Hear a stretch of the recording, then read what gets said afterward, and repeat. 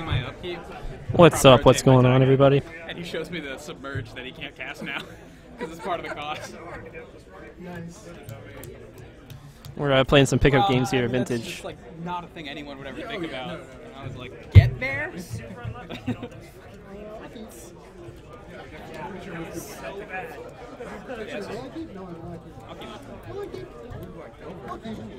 it. Let me see your hand. I don't know. Hey, thanks for the follow. Okay. Go first, man. Ruby. Bubble.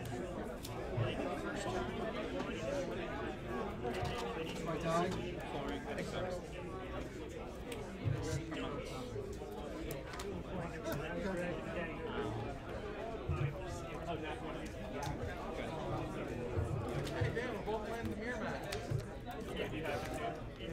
You know what's interesting? I think that specific song I was playing from my Spotify account was the last time I played it. I don't actually stream music in Spotify. I think I played that song like a month ago or something. At this point, it's not deterministic because I have to flip cards. Did you just have the turn one? Yeah. Well, I had the turn one, put it in a play, and he scooped to the second turn activation. If I draw the color man, I get a couple of replicate. Okay. That turns off my.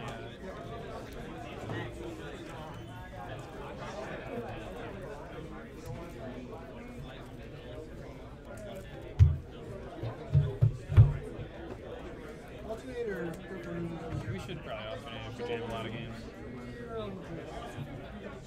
Okay.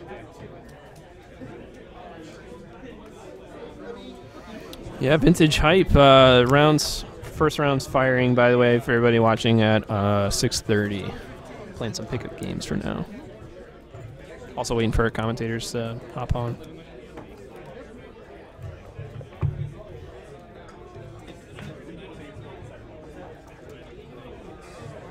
Yeah, it's probably EDM. There's a lot of open. I was about to say open source. What is it called? Royalty-free EDM music available to stream on Twitch and YouTube. I had to learn so much about content rights management when I got into streaming.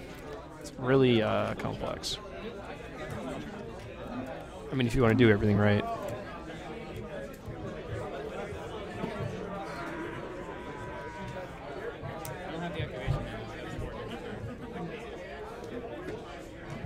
Revoker! Yeah, right. Get revoked about it. Yes, MTG bot's really, really cool, and there's constantly getting new features to be activated or to added.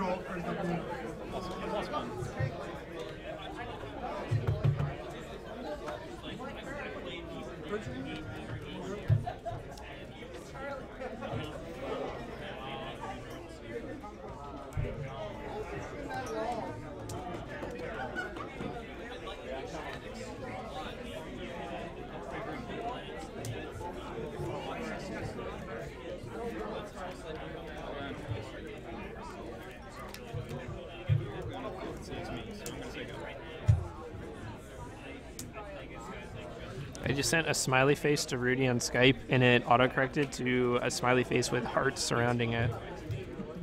How true.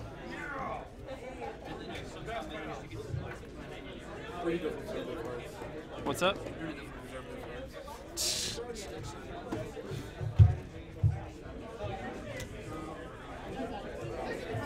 We're doing it. Gotta believe.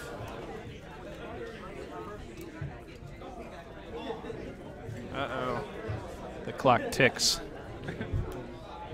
19. I only have to flip my entire deck still. Well, you should be at 17.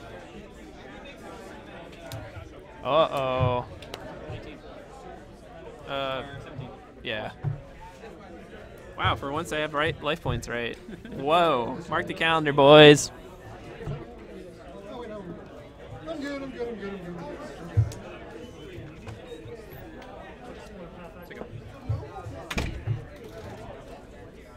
Well, thanks for all the likes. on our tweets, you guys. Shout outs to Jarvis.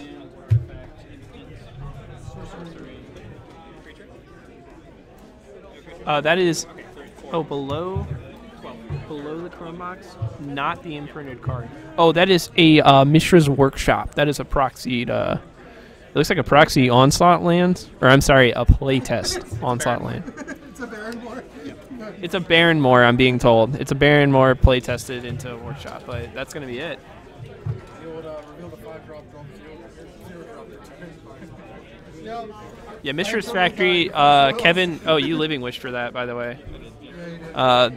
This is so the People's Cannon, for those that don't know, is a one-land Belcher deck that uses a main deck Taiga, or I'm sorry, Tropical Island, because it runs 4 copies of Land Grant, and the idea is you want to kill with Belcher, or what are these? Oh, these are the only relevant cards. Baronmore is a decent card. Dude, I play Baronmore in Legacy, yo. I play 2 of them. Card cycles. Agrolome. Where my Agrolomes at? So there was an Agrolome deck that top 8'd the event Saturday. Yeah, shout outs to Mike. Totally. Hey, you top 16 this weekend, right? 18th place. Yeah. I finished 14th. That was my best result I've ever had in a legacy event. Okay, I was gonna say I thought you did pretty well. I couldn't keep up with everybody because whenever I play Agrolome, whenever I play Agrolome, I can't really keep up well with what's going on around me. Speak of the devil. I did get to have a great game against Kevin King. Oh really? I got to Armageddon. You got to do what? Armageddon. That's pretty dope. That's a pretty good play. While he's showing off all of his powerful spells. So I play modern. I'm pretty close to playing vintage. I have Mox. You have 4 boxes in your deck? Yeah, I got 4 Mox already. I'm already halfway there, probably. Never gotten higher than a top 64 in an open or a classic. I've won 3 IQs though. Oh, that's pretty cool, man. Did you ever go to any of the invitationals?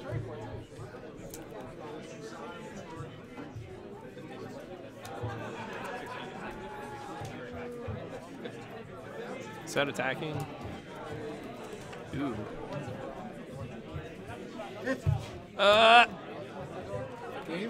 Roll the dice.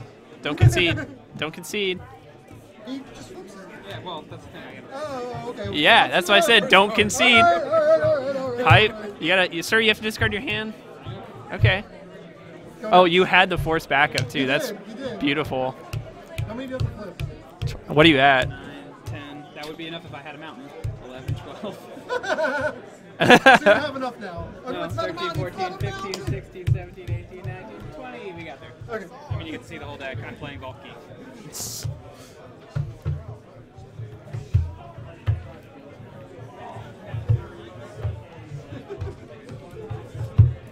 Trigon Predator is such an annoyance. It's so good. That's still a pretty good It is record. How long have you been playing? My favorite third Gib. one was a Trigon Predator against Shot. By the way, I don't know how to say your full name. Sounds like it almost looks like German, or maybe there's a pun in there. I'm not kidding. So I hope you don't mind if I just call you Gib.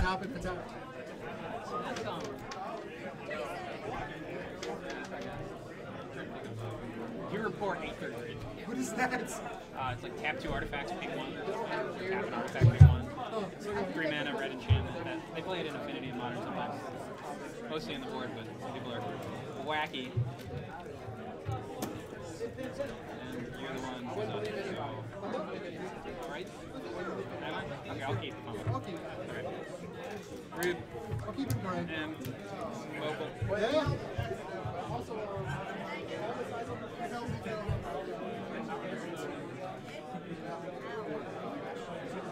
Awesome. That's what's up, man. Merfolk spirit guys bringing you up.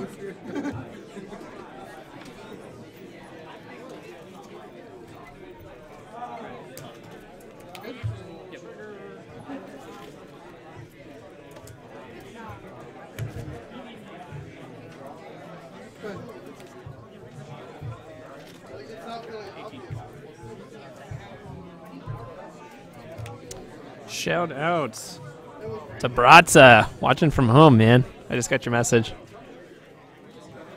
Dude, so Bratza, are you going to MagFest? If so, let me know. I'm so hyped.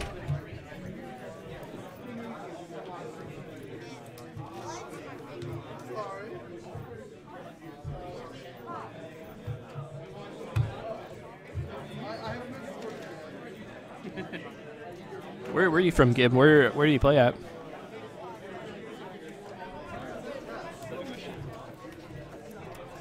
God, that glare is so brutal. Sorry about that, guys. I'm still working on a rig to hold up my light diffuser.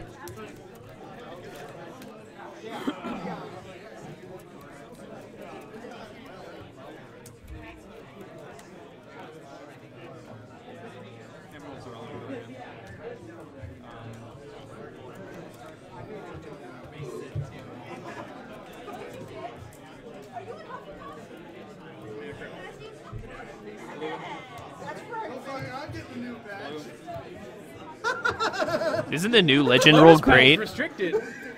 Yeah, Lotus Petals restricted. Mox Opals for yeah.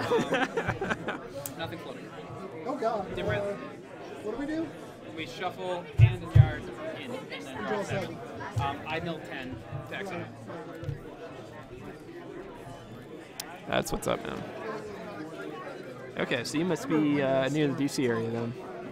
I played one of in sideboard of Belcher in Legacy, but when that list was, I don't know, I think about 6 months ago that list was actually pretty good in the local meta. Around about the second Mox tournament. Alright, what are we milling? We're milling 1, 2, 3, 4, 5, 6. Oh my god, I just saw this post from Justin Bundens. He says he's trying to offload some cards he no longer plays, and I look at it, and it's a Spanish Inquisition deck. This upsets me greatly. I'll keep it. Sure. Did you just say you'll keep? Yeah. Can I try? All right. Yeah.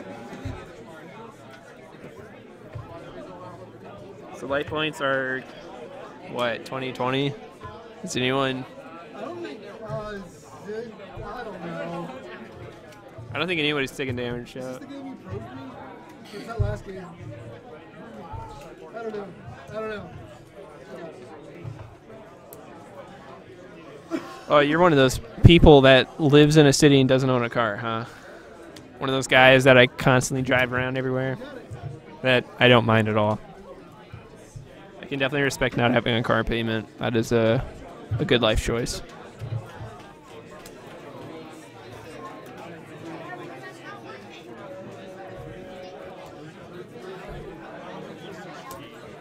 Dude, Bratza, I'm telling you, man, you're gonna regret going for just one day. But that is cool that you're coming out Saturday. That's the best day to show up.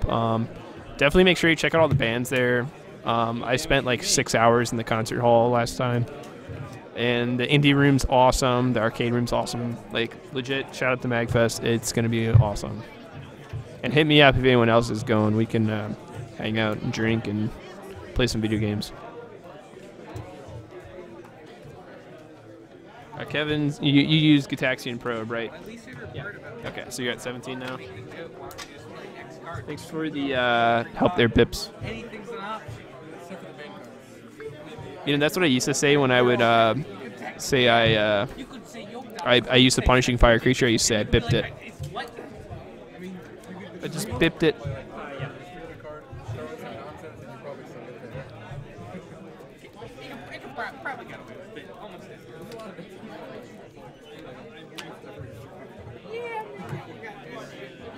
Alright guys, Anuraag is going to be joining us here in a sec.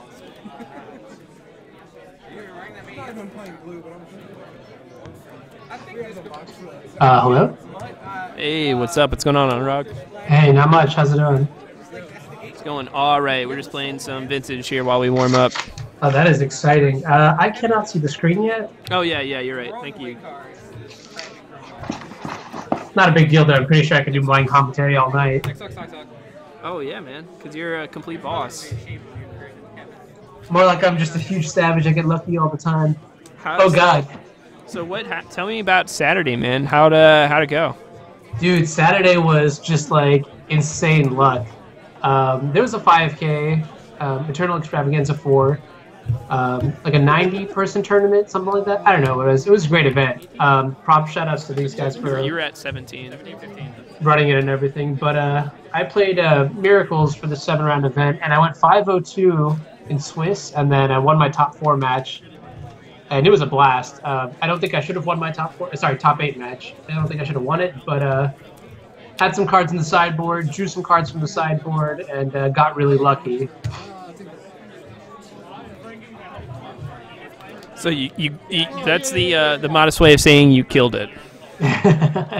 Now, what I did not kill, here's a fun story, is when I actually played against Kevin King at, I think it was the Eternal Extravaganza Vintage event, like a couple months ago or something like that, when they had their like 4 duel or 200 duel event or whatever it was. And I was playing MS-DOS. That's like the Painter's Servant of Vintage, I think. Oh, I remember that deck. Yeah, and it was pretty sweet. Cause like I saw Rich Shea play it. Bob told me to play it, and it was like, all right, whatever. You just sit back, draw cards all day, blow up a couple lands with Red Blasts. I was down for that. Until then, Lotus was alive. And round 3, I'm playing against Kevin, and oh my god, like we have this insane battle on the stack on like turn 3 or 4.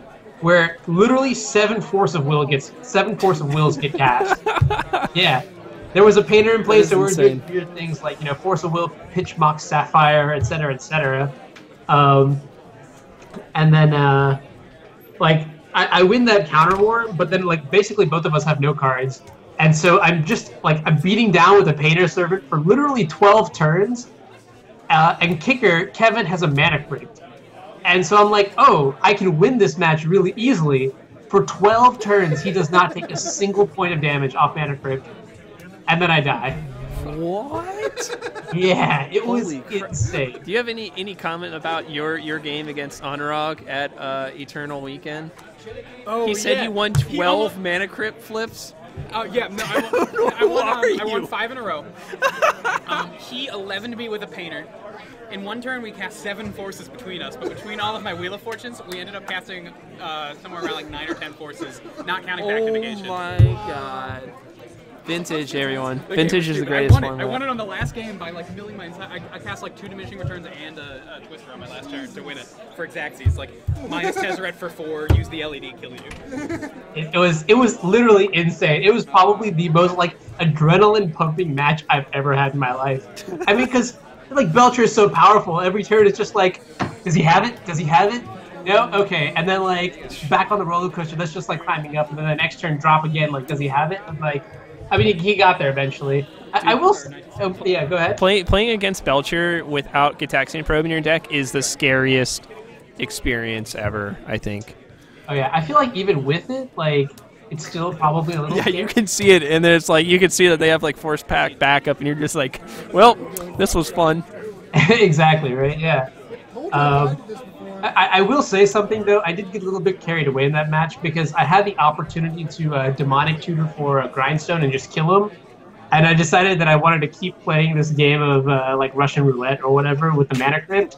So I decided to get recall instead because I mean, what's wrong with drawing cards, right? Well, not winning the game, but nobody needs to know that.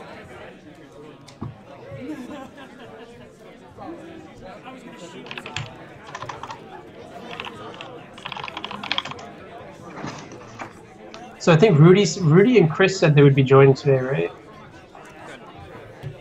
Chris? Barrett? Oh yeah, Chris Barrett. Oh man, I totally forgot he wanted to join. Shoot, I need to get his Skypes. Yeah, Rudy's eating right now, and then he's going to join us.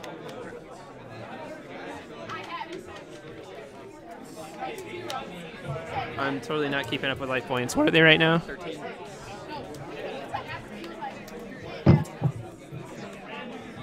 I do appreciate Kevin's proxies. I do have to step up my game and get something similar. Kevin's got some nice looking proxies. What did you use? Magic set editor? Playtest cards? Yeah, GIMP. What? GIMP. Oh, you just use GIMP. Yeah. Oh wow. Sure. Some of these also. Have you ever images used from the proxy guy? Have you ever used Magic Set Editor? Yeah, it doesn't come out well. Oh. Yeah, Trigon's pretty dope. That's actually the card that makes Bugfish like probably way better than it should be, in all honesty. Like Snapcaster Mage, yeah, it's all right. Dark Confidant, pretty good. Trigon Predator, most decks can't beat. I mean, like, I feel like at this point, is the game just over? Like, what is Kevin's No, plan? it's definitely not over. It's not? Okay, that's so frightening. Kevin, so he can't really build a board right now because of the Predator. Right. But he's just waiting till it's go time for him. I gotcha. So he's got to get pretty lucky then, right? Because, I mean, how many actual mana sources does this deck play? Like, Tolarian Academy and that's it, right? Tolarian Academy is a wish board target. It runs one Drop Island. Oh, jeez. Okay. And the idea is you land grant for it. Okay, this is the new one, right? Okay. Yeah, so there's that's kind of the difference. Like, I'm actually fine with calling the other Belcher deck Blue Belcher because that just means it main decks the Tolarian Academy versus the People's Cannon, which main decks the Trop. I gotcha. Green and 2 blue. And who was it that pioneered this deck and created the deck? Brought it to I drew a lot of the light. Yeah, I was considering going after that. Yeah, Jason Chevelle was the first person I saw. Dude, what's up, Neeraj? Those are real. All real, baby. All real, all the time. Yeah, Neeraj is looking at my Boxo Pauper. Wait, Danny Batterman, right? Wasn't it him who did he make the deck or? Oh, I don't know who actually. It's actually an old deck, but Jason Chevelle was the first person that like I pointed it out to when I saw it. Yeah, a while ago though. It's like maybe a year and a half ago. What? Danny Batterman wrote the best primer I've ever seen on this deck. Oh, really? This build of it, the People's Cannon? Yeah. Okay. Yeah, he ran it at Eternal Weekend, and he wrote a really great primer. It's still relevant. Some people are running, and I'm not, Channel. Now, who wrote the primer? Just so if people want to look it up, what's it called? Yeah, it's really well right. No, I mean who did it? Danny Batterman. He writes under like Batter Sculptors or something. Danny Batterman. Danny Batterman. Danny Batterman. Yeah. If you guys, okay, thank you. Yeah. Yeah. Apparently, he wrote a really good primer on how to play this deck. Which, like, yeah, Jason had a lot of really good success with the old build of it here locally, and he's been jamming it since. He also plays Belcher in every format. It is legal. Actually, no. Jason played. I played against Jason this Saturday. Oh yeah, you beat him, didn't you? Well, he was on Sneak and Show. You know what's so funny is he wasn't even thinking of going, and he made 10th place. Yeah, I know. I was really impressed by that. Almost top 8'd. Wow. And actually, I wasn't supposed to beat him when we played in Swiss. Uh-huh. All right. So here's a question for the audience. You are on the play with Sneak and Show, post board against Miracles. In your hand, you see a turn 1 Show and Tell with a Gristlebrand in your hand, but you're on a mulligan to 6, and when you scry, you see a Pyroblast. Oh, okay. I actually remember him telling me about this. Yeah. I would have done the exact same thing he did. Right. So the question I have for the crowd is, knowing that you have a Pyroblast on top of your deck, do you go for the turn 1 Show and Tell, or do you go for the turn 2 Show and Tell, protected with a counterspell backup? So Trigon isn't the best thing you could ever do? Yeah, go for it. Just as long as you bring it back. We're gonna add Rudy to the call here. Sounds good. I think it's worth waiting. Maybe Rudy can commentate on it. I personally would have waited. Yeah, like Jason was really upset because he did the same thing. He waited, and then I had a Red Blast for the Show and Tell, and I'm just like, I'm not really sure what the right answer is. I think I would have done the same thing as him. Oh, Marcus is saying to YOLO it. Yeah. Yeah, I mean, this is like it wasn't a turn 1, it was a turn 0 because he was on the play, so I didn't have a forcible. Had he gone for it, I would have just lost. Them bait rocks.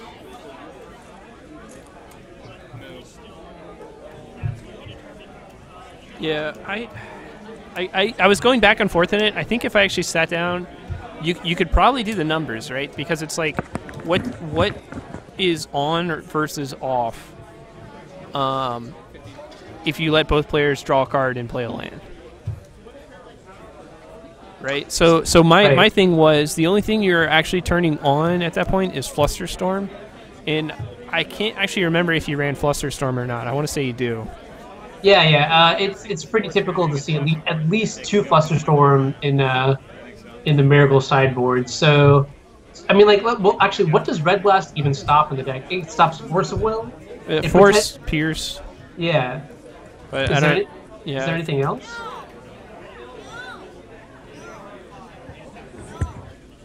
I don't think so. I mean, it can rev a Brainstorm. You go after making sure I can never try to cast something. Yeah, but I mean, like the game plan of, or sorry, like the action of like Red Blasting a Brainstorm isn't really what you want to be doing in in this matchup. I feel like you would, like in that matchup you want to save like your Red Blast maybe for like a Jace or not Jace because that's never going to see play, but like a Counterbalance or Force of Will. I guess Brainstorm is okay if you're like trying to stall or if like resources are low or something like that. I think I would go for the turn 1 show and tell. Like, as risky as it is with Force Will, like on turn 0, at least we have time to rebuild. I think I'd actually push the Pyroblast down. Actually, no. I think I would keep the Pyroblast on top, force in the show and tell turn 0. I'm going to be right back, guys. You have an answer to it, then like yes, that sucks. But at that point, even if your opponent kept their 7, they're now on like essentially a mulligan to 6. Which is about even with you, and you have some time to rebuild. You have Pyroblast for Counterbalance in the mirror, or not in the mirror. Counterbalance. You have Pyroblast for Counterbalance, so like you have time to rebuild and then try again. Kevin deciding whether or not he wants to keep a very questionable hand. So like, I'm actually not really sure. Like, on one and he'll hand, stick with it because mulligans are for cowards. This is the Bob Wong special. We never mulligan. I don't know. Maybe it is correct to YOLO it, like, because honestly, like, all right. Here are arguments for casting the turn 1 show or the turn 0 show and tell, whatever. A, the longer the game goes, the worse the show and tell becomes, right? B, Pyroblast doesn't answer every single potential counter magic I could have. Like, especially like Red Blast and Flusterstorm.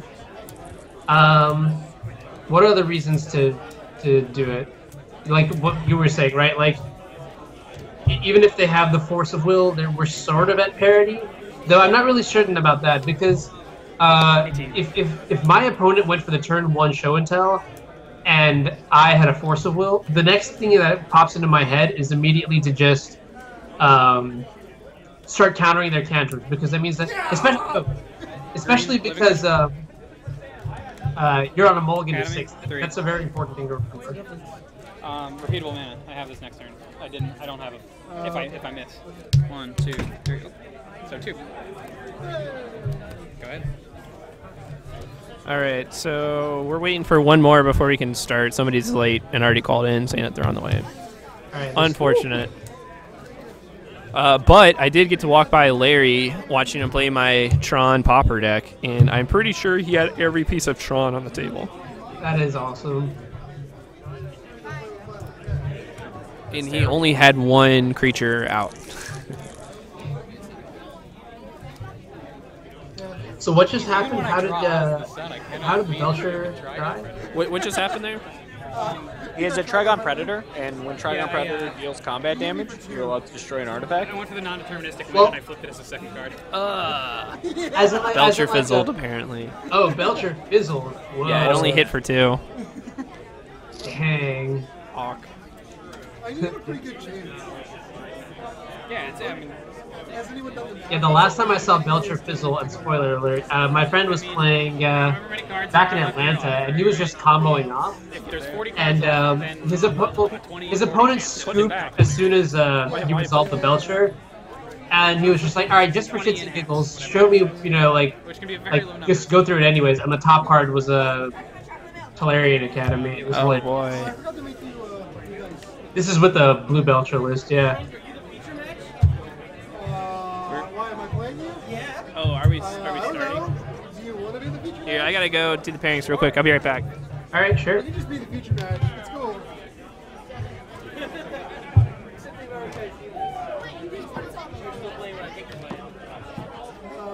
No. He's probably, wait till he says what he's going to do.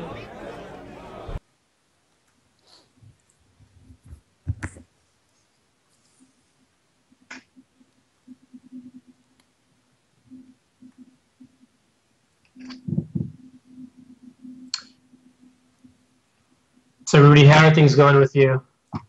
Things are going fine. I'm currently. I just made dinner for the night. Had some nice New York strip steak and some garlic mashed potatoes to go with it. Oh, that's pretty exciting. Oh, that's making me hungry. What? That's making me hungry. I may just have to dip, get some food. Hey, well, that's unfortunate for you. And I'm in the process of writing out some notes for my article for when I'm done with this, and so I can finish writing that. Article? You write articles? Yeah, you know I write articles. This is more of like a spiel for getting your articles out to other people in the chat. That's but not a good spiel. You should try better.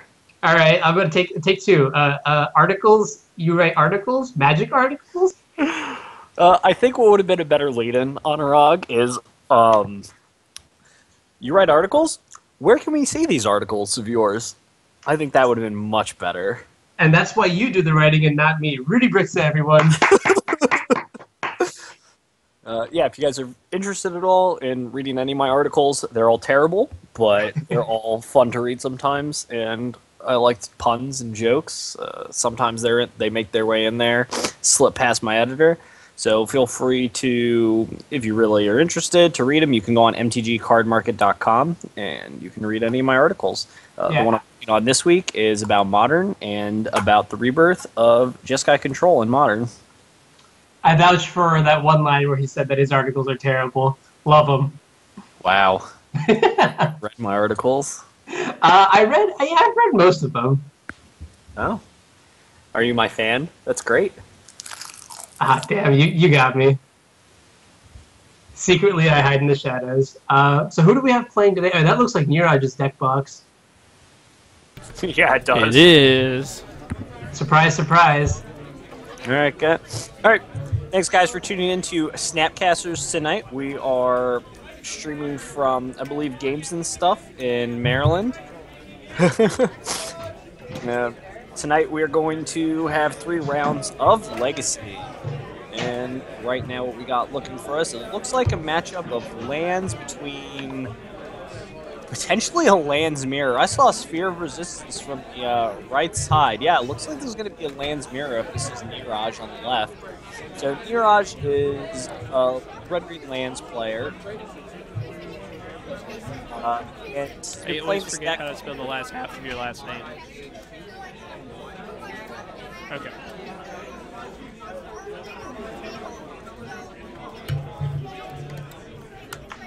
Hey, Kory. What's up? There's like a lot of background noise. Yeah. I'm gonna drop my audio. Sorry, guys. No problem. 2 seconds.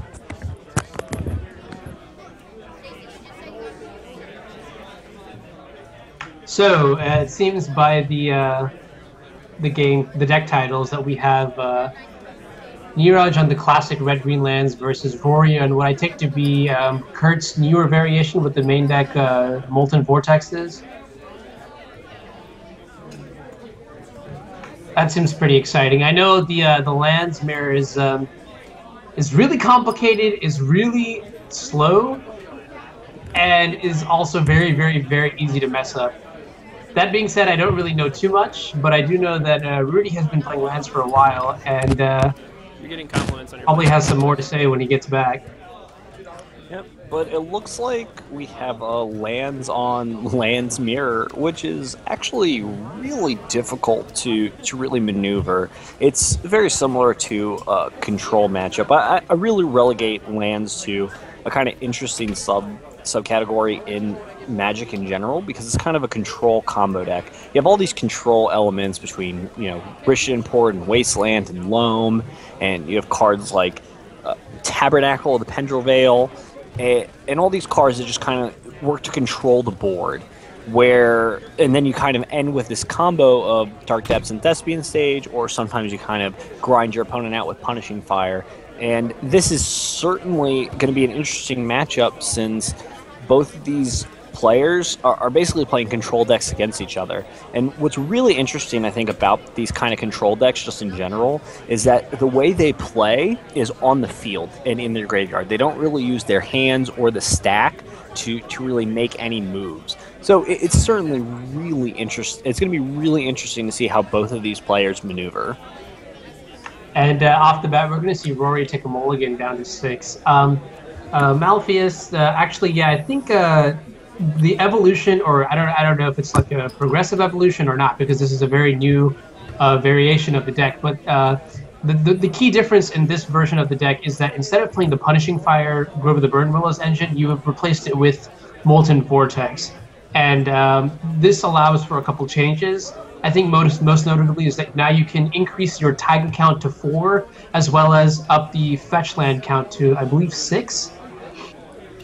Right, so it gives you kind of a different axis to work on. So while Punishing Fire, you have to put a lot into. Molten Vortex is kind of something that will sit there and your opponent has to deal with, which is definitely an interesting thing. And obviously, Loam gives you an extra, 3 damage per, which is really interesting here. I wonder if I'm sure Rory is very familiar that his opponent Neeraj is also playing lands, so I'm interested to see what kind of hand he kept. And it looks like he kept a hand potentially without Loam, but he has Mox Diamond and a Molten Vortex, and it looks like he also had a Gamble in his hand. So next turn, what we probably are expecting from Rory is we're going to expect him to see a Gamble for a Life from the Loam so he can really start getting this Molten Vortex engine going. Neeraj has, looks like he has a Mox Diamond pitching a Riftstone Portal, which is going to be great here. It means he's going to be able to use some of his other lands to tap for green that don't generally do it. But gamble here from Neeraj, looking like, it looks like he's looking for a Life from the Loam, I believe. I didn't quite see what card he grabbed. I mean, it makes sense to get Life from the Loam since that is the engine, and with Exploration already in play, I think Neeraj is set up to the point where now he just wants to find more lands and just dump them onto the board. Well, it's also potentially possible here that Neeraj went ahead and got Dark Depths, because as long as Rory taps in some way and can't hold up his Thespian Stage, Neeraj can just go ahead and put his stage into play, make a 20/20, and force Rory to have an answer. So actually, Rudy, like I mentioned before, you've been playing lands for a little bit. What is the #1 mistake that you could make in this matchup? Well, that's not very nice. Gestured Up doesn't like my voice, but that's fine because I don't really like his face or his screen name, which is not very nice. I think the biggest mistake in this matchup is probably to move too quickly and not really play with what your opponent is really doing and not paying attention to what they're doing. It's very important to make sure you don't just suddenly die to a 20/20 here. And it looks like Rory, even though he was on the play, this mulligan to 6 has been nothing short of devastating. It doesn't look like he really has anything going on here. Neeraj had Life from the Loam, targeting nothing, and he's going to port Rory on his upkeep. Rory looks like he's in a ton of trouble right now. He's fallen very far behind on the board, and looks like all he has in hand is a crop rotation. Yeah, I mean, honestly, like looking at Rory's mulligan to 6, maybe in the dark against a random deck, like for example, let's say like Delver or perhaps like Shardless Bug, his hand would have actually been pretty good, right? Because the Molten Vortex would be able to answer whatever creatures the opponent might be playing. Now, unfortunately, Neeraj is playing a deck that doesn't actually run creatures, so it seems like the start of Molten Vortex or Mox Diamond into Molten Vortex might just not be good enough. I'm really interested what Rory gambled for there. It looks like he should have just went for a Life from the Loam with a Mox Diamond, so he could have started his engine going, but it doesn't look like that's what he went for. Neeraj is sitting on Punishing Fire and Maze of It in hand, and it looks like he's just going to go ahead and keep supporting Rory for a little while. I think Neeraj's next goal right here, besides obviously trying to get a Dark Depths into play, is to use his stage to copy port so he can prevent Rory from really getting too far ahead in any facet. And that makes sense. So, on a side note, I did talk to legendary Legacy Master Jarvis Yu, who won GP Seattle Tacoma sometime in November or whatever. And when I asked him about the Lands Mirror, he made a very interesting comment. And that comment was really that this mirror can actually get kind of degenerate and boil down to who draws just the more explosive opening hands. So for example, when I say explosive, I mean like cards like Mana Bond or Exploration, basically cards that let you accelerate at an unfair pace, do the unfair land sort of things where you just dump a bunch of lands into play in one turn. And then from there on, what actually happens is that you, like the lands player that is ahead will usually leverage that advantage by playing the multiple wastelands and multiple Rishodon ports to just block the other lands player out of mana, which is really interesting because my initial instinct would be that in this kind of mirror you really want to just like make a 20/20 really quickly and then just kill them, but there are actually a lot of redundancies and risks with that plan. For example, having the opponent could have a Mace of Ith, or worse, the opponent could Thespian stage your Dark Depths and get a 20/20 for free. Yep, that is certainly some things to play around for sure. And we can see here, Neeraj started off with a turn 1 Exploration in the Lands Mirror, and we can see just how far ahead he is just on board. Now, as I said earlier, I think this deck really kind of boils down to playing, in the graveyard and on the field. And based on just that alone, we can see that Neeraj is just super far ahead right now, and he's just going to keep using this loam to gain some innumerable amount of advantage until he can put Rory away. Now, what Neeraj does really have to play around is, or what I would assume Neeraj is really looking for right now is he's looking for a Wasteland. If he has a Wasteland, he can really, really put Rory away. Even though he'll have those Mox Diamonds, cutting him off of all of his mana will actually prevent him from using crop rotation effectively in any way. Rory here into turn is going to go ahead and Wasteland. It looks like he targeted the Grove of the Burn Willows, but I'm not 100% sure. What's the waste targeting? Wasteland is. And yeah, this is the value of Riftstone Portal allowing Neeraj to tap his Maze of Ith for green or white, but normally he would not be able to. I think this card is really, really sweet. Looks like he went for his Rishodon port. Rory knows that it's important in the mirror to not fall too far behind on board, and even though he is far behind on board right now, he's going to try to press some of his advantage. Also, a real quick announcement, guys. I just noticed on the donation ticker, we got a $20 donation from, who I believe is Donald Dooley, and his comment was, "Keep it up." We're not quite sure when we got that donation. It must have been before we went live. Yeah, thanks for the donation. Yeah, that's awesome. We really appreciate the support. And Neeraj here, what I like is he knows that he has a little while to work, but he knows that he's not in too much trouble, so he's using Punishing Fire and all of his mana every turn. Yeah, I mean, on a high level, I feel like that's one thing that I've yet to master, like when playing Legacy, is understanding just how to, be very, very mana efficient. I think that's something that separates, like, a good player from, like, a great player. Right. I mean, as we can see here, that Neeraj is just like very far ahead, but he hasn't really found too much action right now.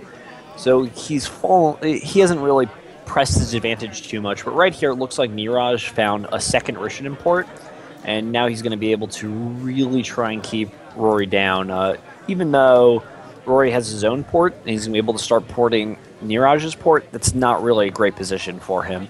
So I'm really interested to see what Rory's going to do here in the next couple of turns to try and leverage some sort of advantage here. Yeah, and I mean, the point of featuring this match was sort of to analyze how this old variation faces versus the new variation, and it just really seems that the Molten Vortex has done absolutely nothing here. I mean, more important than just being able to do a couple points of damage, I think Rory needs to get his loam engine going. And well, if we compare it to Punishing Fire, like what are the pros and cons of Molten Vortex in this situation over Punishing Fire? Are there even any? So, I mean, what I really think, what really is the issue, and or what I believe is potentially the issue, is since Rory is kind of far behind on the board, he's having a ton of trouble really utilizing Molten Vortex in any way.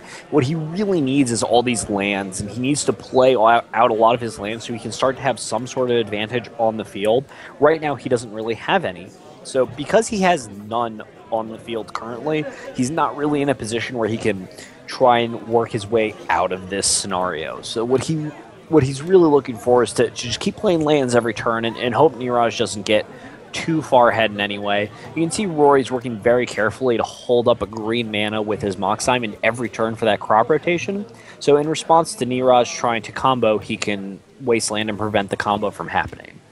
But right now, Molten Vortex is not looking good because he really needs to get some action going. And right here, Neeraj got a Wasteland and a Dark Depths off his Dredge. So now he's going to use Wasteland, and he's going to start getting to work. And if he finds a second Wasteland, I'm going to find it really hard for Rory to get back in this game at all. I wonder if Rory's going to concede after Wasteland, for the sole reason that Mox Diamonds aren't going to do him very good, and he really needs a Wasteland to interrupt with Dark Depths. And it looks like, just like in most control mirrors, that it's certainly going to be very difficult for him in general to really push any advantage. And so if Neeraj, so he's going to really need to concede just for no other reason than to save some time. It looks like they're going to take a lot of time going through unless somebody gets ahead very quickly. And it looks like Neeraj is kind of... He can't really do too much, unfortunately. Part of the problem with lands in general is that as a control deck, you really need... looks like Neeraj is just going to go ahead and go here for the combo, in spite of what Rory might have. Yeah, and I think, I mean, like, so as the bird's eye viewer, we get to see that Rory has a crop rotation in his hand. Is that correct? Yes, he does have a crop rotation in hand.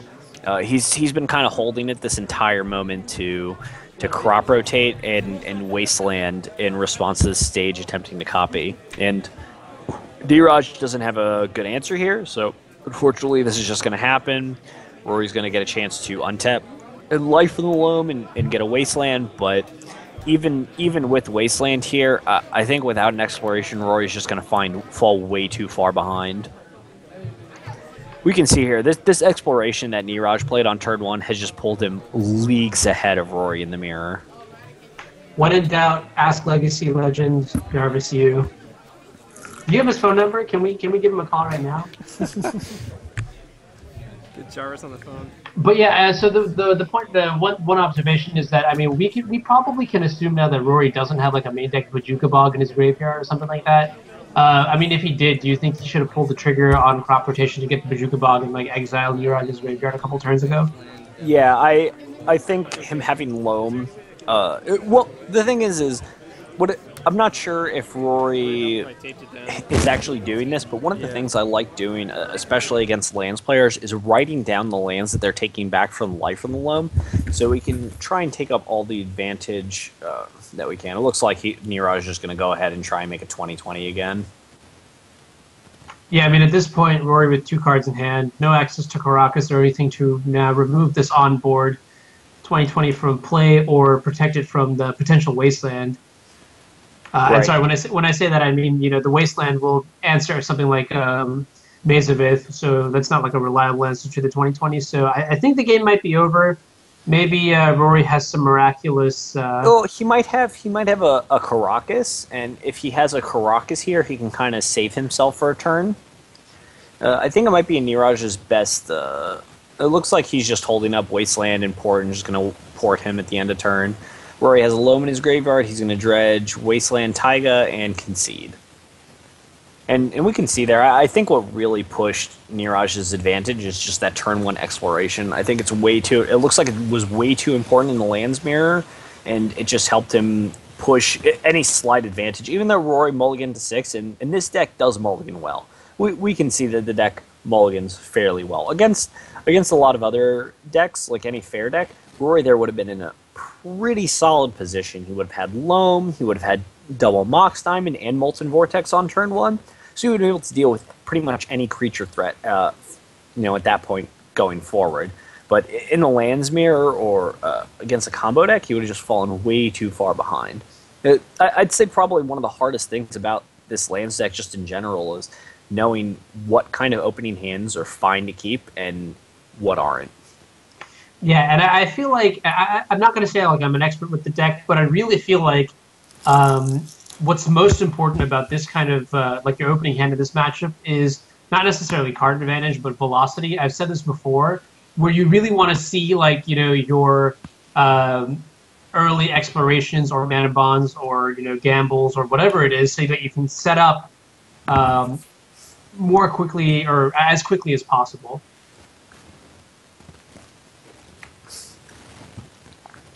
What's really interesting here is how they're going to end up sideboarding. A lot of people have a lot of different views on how to sideboard in the mirror. I know at one point in time, Kurt's plan in the lands mirror was to actually board out all of his dark depths because most people didn't at that point, didn't do anything like that. And so he used to board out all of his dark depths and then stage to copy their depths to kill them. And that was his plan, was to just be the control deck. I'm not sure what Neeraj is going to do here. It looks like he boarded out Tabernacle. He boarded out at least 1 dark depths, maybe 2.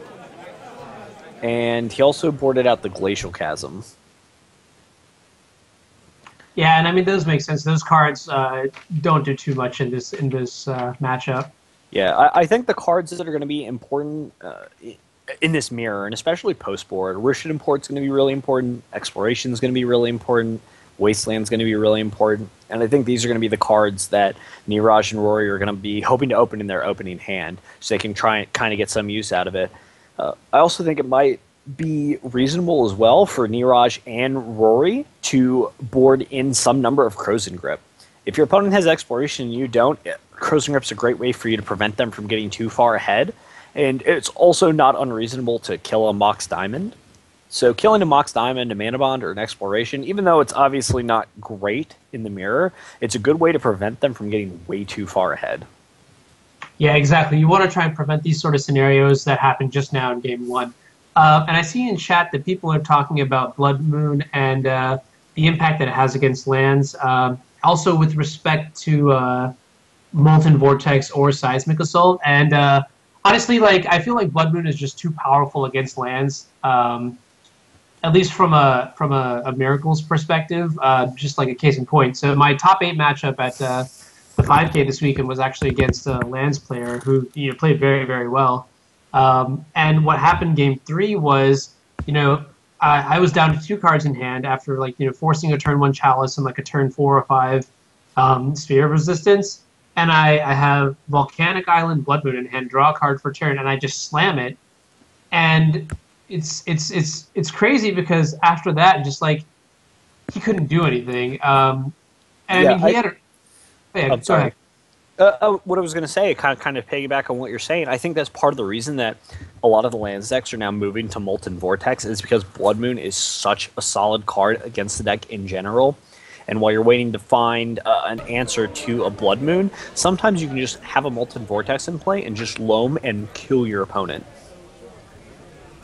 Yeah, exactly. So, like, the interesting thing is that because Riftstone Portal allows you to operate under Blood Moon, and if you have a Molten Vortex in play, right, you can still get 3 lands back, and every turn, because of the Blood Moon, you'll have like a bunch of red mana. You can start just doming your opponent.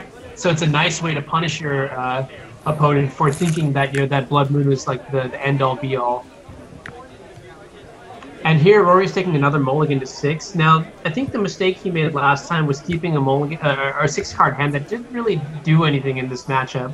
I'm Well, I wondering think if it's possible that Rory wasn't aware that. I mean, even though like you can know like a person, he might not be familiar with Neeraj's obsession with lands and the fact that he plays it all the time. So it might be possible that he just kept a 6 as he would in the dark. But it looks here that Rory is now mulliganing to look for a solid hand in the mirror. And I saw Rory while he was shuffling. He had Crozen Grip in his deck. Right, yeah, I think Crozen Grip, like we talked about, is probably very necessary. Another card I think I saw Rory sideboard in is Macejka Bog and Caracas, which probably explains why he didn't crop rotate to get either of those earlier on in the game or something like that. Yeah, I've actually been playing recently a main deck Macejka Bog in lands, just because it's just so good if you end up playing the mirror, and sometimes you just have a little bit of extra leverage against decks like Reanimator or Snapcaster or Deathrite decks. Those and Tarmogoyf decks, Nimble Mongoose decks, you just have this card that's just okay or against Agrolome. Right. So sometimes you just have like this main deck answer. People are starting to prepare more for lands, and as such, I think it's fine to just have a couple of good, solid answers. But let's see. It looked like Rory here kept his 5. He's going to Mox Diamond. He's going to pitch Dark Depths, and it looks like all he has is Caracas Pass. This 5 isn't great, but he did keep his top card, so we'll see what it is. And I think he does have a gamble in hand too, so that'll help him sort of push forward. What's really interesting here is that card on his deck must be good enough that Rory didn't want to get rid of it because he really wants to cast this gamble. And Neeraj is starting off with the Life from the Loam, and it looks like he has Crop Rotation, Crozen Grip, and Macejka Bog in hand. All really good cards here. And if Rory ends up bricking for another turn, Neeraj can use his Crozen Grip to his advantage and shut Rory down off of mana for a little while. Macejka Pass here. I wonder what Rory's really looking for here. Mox Diamond's really his only green source here, so I think gambling for something here might be beneficial for him. Neeraj is going to go ahead and loam. He's going to get Windswept Teeth, Crozen Grip, Exploration. And so the really scary thing that Neeraj can do this turn is just play a land and immediately Crozen Grip Mox Diamond. I think Rory is relying very heavily on the Mox Diamond, for that colored mana. And Neeraj can pick up on that because, turn 1 Rory played Caracas, and turn 2 he followed up with a Macejka. If he actually had colored mana, he'd probably be playing that first instead of, the Caracas and the Macejka, especially given how this newer list, generally plays more Taigas, plays more fetch lands, right? So Neeraj should be picking up on Rory's weaknesses right now. Also, the fact that Rory mulliganed to 5 means he doesn't really have that much, to do right now. So, the threat of just land drop Crozen Grip could be very good in slowing down Rory enough to the point where Neeraj can probably find, whatever power card it is that he needs to win the matchup. And it's really unreasonable for Neeraj at this point. It looks like he has Stage, Depths, and Loam, so he has a lot of attention. He also has a Crop Rotation, but I don't think those are going to be good enough in the face of a Macejka and a Caracas. Looks like Neeraj is going to go ahead and just keep progressing his board. All right, here, and I think Neeraj is deciding to go ahead and... it looks like he's going to go ahead and Crop Rotate. I wonder if he's going to Crop Rotate here for a Wasteland or a Bog. Possibly a Wasteland would be my guess. Being able to Wasteland the Caracas. This is another way for him to also shut Rory off of mana. Caracas is the only thing that taps for mana here. And it looks like Rory kept a Crop Rotation on top of his deck. So he's going to get to Crop Rotate his Caracas away and look for a land here. And that must be such a good feeling to Crop Rotate in response to oh, wow. It looks like he's going to get Bog here and be able to Bog Neeraj off of a Loam and a Wasteland. Yeah, and that's a pretty huge hit. I mean, Neeraj was... I would say that Neeraj was pretty ahead, but this is the kind of play that Rory needed to make in order to have a chance of coming back into the game with a couple solid top decks. Certainly agreed, and it looks like if Neeraj went ahead there and just Crozen Grip the Mox Diamond, he would have closed Rory off completely. Now, before I say, Neeraj should have done that, did he even have a third land in play?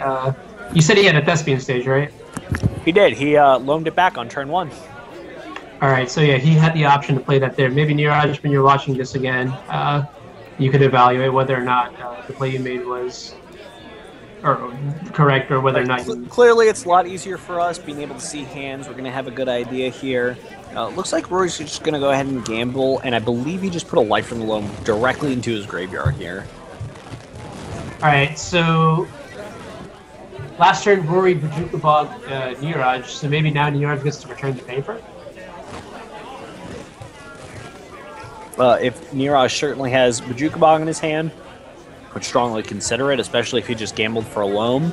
I'm not sure if he has a Bog. I can't really tell. Oh, it looks like it is a Bog. It looks like he's just going to cold Rory right now.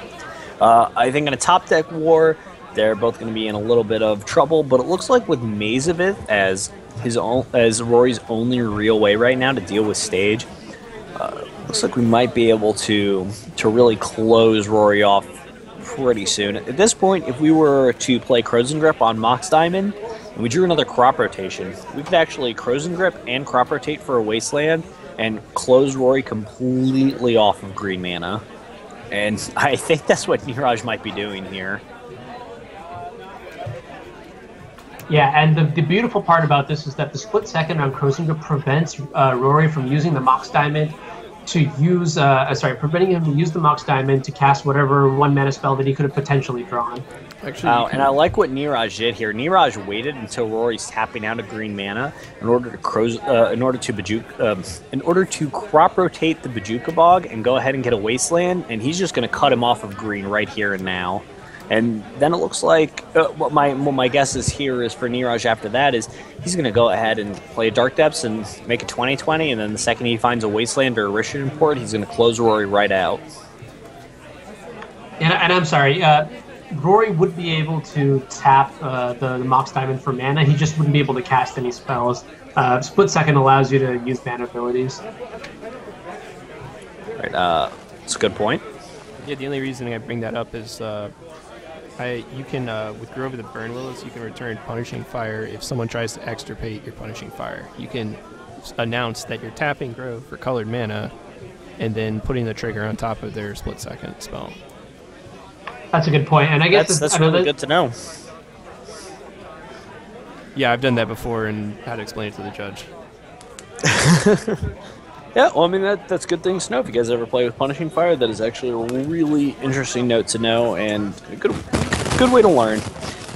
It looks like Neeraj here is just going to go ahead, get rid of the Macejka. He's going to make a 20/20, and also he's going to go ahead and tell Rory, all right, man, I need you to find something for this. Either find your Loam, find crop rotation. I'm going to put it on you to find an answer. Real quick, Rory, I'm getting a little bit of feedback. Or, I'm sorry, Rudy, not you, you're good. I'm getting a little bit of feedback from your mic. It sounds like a little staticky, but it's fine right now. It's kind of coming and going a little bit. Yeah, I think he was just shuffling around a little bit. My apologies.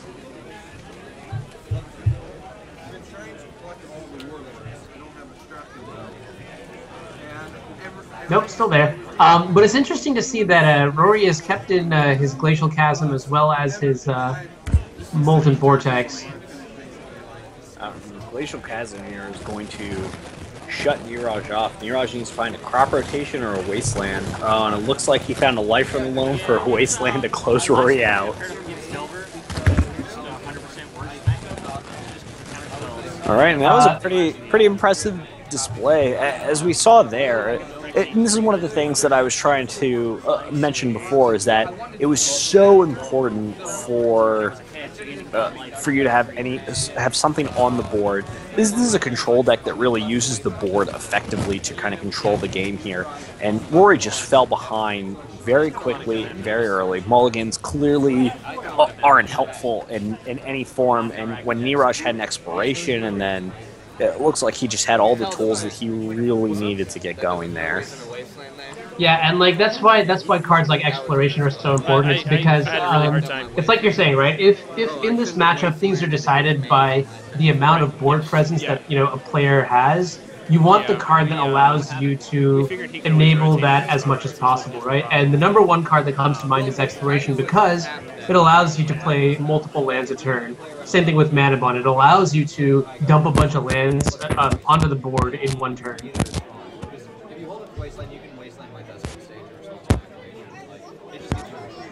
And yeah, just a little bit of mic issues, but we're working on that. or Rudy's working on that.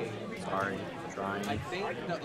Sounds pretty clear right now. Pretty good. Okay, that's good. I just unplugged it. I'll be right back. Sounds pretty good. Yeah. I guess right now these guys are talking about how they sideboarded, what cards they brought in and out. I'm sure Kory is working on seeing if there's another match available at this current point in time. But yeah, I really like the use of Macejka Bog and Crows and Grip by both players. Rory knew when to take advantage of Macejka Bog, and you guys kind of saw there is he didn't go ahead and use his Macejka Bog immediately to shut Neeraj out. He waited until he had a good opportunity to do it. And as I said, this deck is really like a control deck. You really need to wait and time effectively. And Rory kind of waited and he held on his crop rotation, and then Neeraj waited until he had a good opportunity to really effectively create a 20-20, or he waited until he had an opportunity to really push his advantage on the board. He didn't make too many sudden actions. He waited until he had an ability to go ahead and push forward.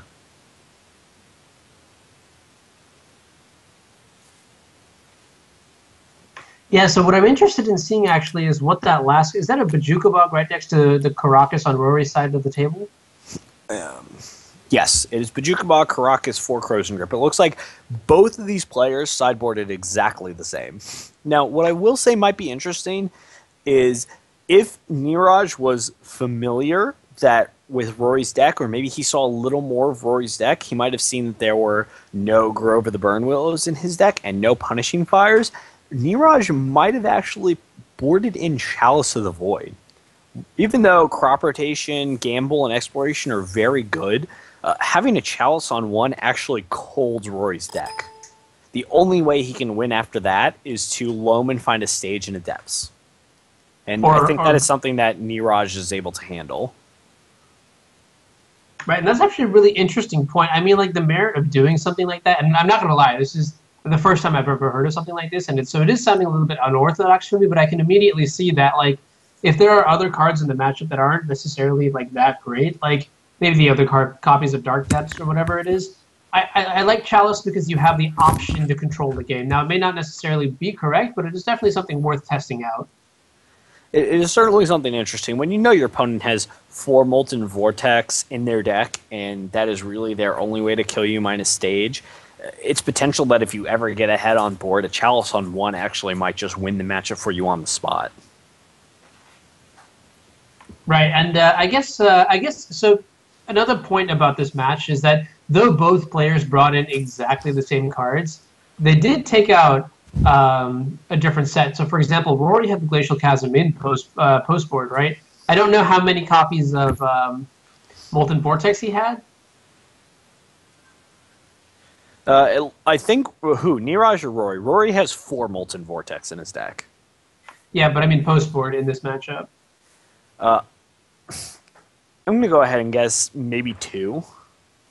Okay. Yeah, I mean, we can see on the table how Neeraj boarded, right? He took out 2 Depths, the Chasm, the Tabernacle, and 2 Punishing Fires. A quick question for you guys and for chat, too. We're trying to remember the name of this card per Neeraj's request, that it destroys all lands in play and old non-basic lands, and what each player can search for that many basic lands and put them into play. Is it Ruination or something like that? It's like Ruination.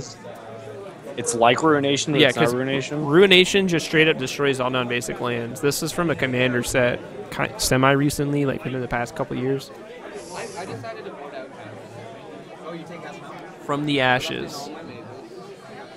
I could be totally wrong, though. Voted out Tabernacle. Yeah, I cut Tab to... Yeah, that's the one. It's called From the Ashes. What? It's called From the Ashes. From Ashes. Yeah. Yeah, also, that's pretty cool. Quick update, we don't have a backup match right now, so we're just waiting for the last round to finish. Here, there's about 4 games going on still. I'm keeping a close eye on. Hey, Kory. What's up? Have you considered taking some of the old recorded matches and maybe finding like a best of and then using them to play in between rounds? Yeah, you know, I'm currently doing all this stuff without actually having video editing software, if you can believe that, because I just actually dumped the streams from Twitch to YouTube. I'm planning on getting some video editing software. I need to research it to figure out exactly what kind I should be using. No And rush. I was just curious. Yeah, we can definitely do like a best of and some replays, and stuff like that. Because we have a lot of footage that actually isn't commentated over that we could easily pull up sometime. You can use commentary. I don't think Anuraag's that bad. But Yeah, you know, that's a good idea though. I like that. I'll have to look into it. But yeah, From the Ashes is a pretty sweet card. I saw it in a Miracle sideboard a while ago, and it was really interesting because, like, against lands or Delver or whatever, I know whose sideboard you probably saw it in. I think you saw it in the sideboard of one Ely Cassis. I would not be surprised. That guy is a genius and a madman at the same time. Did you hear what he was playing at the 5K this weekend? Storm Chaser Mage? Storm Chaser Mage. He was piloting this new blue-red Delver prowess deck, kind of like what we saw a couple weeks ago, or maybe last week in Standard, except just like with a bunch of legacy cards, and it was amazing. Yeah, certainly. He also played. I can't remember the card, but it's a Delve sorcery from Khans of Tarkir block that you delve 5 and pay a blue, and you may put target non-land permanent on top of its owner's library. He was playing that. What is Set Adrift? I think it's Set Adrift. I think that's correct. That card is actually pretty sweet, and I've only just started testing it, but I think it's real, and I think I might play it at Philly. Oh, I'm gonna feel so bad for you when all of your lands are ported every upkeep. Never happened to me before in my life. I don't know what you're talking about. What's a Rishadan port? Yeah, Set Adrift's really interesting. It's a nice 1-mana spell in the mirror that's good at shutting off counterbalance. It's great at killing Jace in your Miracles mirror, but it's also just fine for getting rid of permanents that are difficult to deal with. Yeah, I mean, so right now the standard card in Miracles deck that people play is Council's Judgment, but my issue is I have a couple issues with that card. Most notably that it's 1 white, that it's also sorcery speed, and third, usually that it's like negative tempo. And I don't know if you guys are familiar with Truckers in the chat, but he's really good with the deck, and these are a couple of the points that he was mentioning, and I agree with that for sure. So let me ask you, you don't want Council's Judgment, which can exile a permanent so you never have to deal with it, but instead you want to play the 6-mana sorcery that puts something on top of a deck. Yeah, well, realistically, it's only ever going to cost 1 blue, like a blue mana. And like the idea is that well, I don't know. Like most cards you can handle, right? Like, so I'm talking like creatures you can handle, and creatures you can handle, right? But it's like so you can handle your deck is designed to handle creatures. So basically, what we view Miracles as, especially in this kind of, especially in Legacy, is mostly a creature control deck that also has some aim against some of the combo decks. I'd say by far, not by far, but I'd say sometimes a lot of combo decks are more difficult to deal with for a deck like Miracles. So we see a lot of hate for combo decks in Miracles sideboards. Cards like Meddling Mage, cards like Flusterstorm, specific cards, sometimes Surgical Extraction, cards that are just generally very good against a lot of the combo decks because your fair matchup is generally very good. Yeah, the fair matchup is pretty good, but these fair matchups do have access to cards that can just ruin a Miracles player's day. And I'm looking at like artifacts, enchantments, and planeswalkers. And so the beauty of Set Adrift is that it can just sort of like put all that stuff on top. Now, I think like obviously you mentioned some pretty big downsides of the card compared to Council's Judgment, right? Like, it doesn't actually remove the card, and I mean it still could cost a bunch of mana. Like, what if I don't have an active graveyard? Like, then what am I going to do with this clunky spell in my hand? But the idea here is that like it solves two major things. The first is that you don't rely on white mana, and B is that there's like this whole concept of like tempo, right? And set adrift is definitely positive tempo, especially when you think about like how many lands you're playing and stuff like that. Oh, and it seems like we have some Pauper going on the table, which is pretty exciting. Yeah, we've got some time to kill, and Oh wow, I don't know if you guys know this, but Kuldotha Jeskai, I like this deck a lot. Well, what I think is really interesting about Pauper is that it has a really powerful feel to it without actually being powerful. Hey, sorry, I couldn't hear anything you just said. Rudy, say it one more time. Oh, what I said was really interesting about Pauper is that it has a lot of powerful cards, but it's not actually very powerful. I mean, powerful is a relative word, as are all adjectives and adverbs. So, I mean, yeah, you know, it's powerful. Kind of. Professor.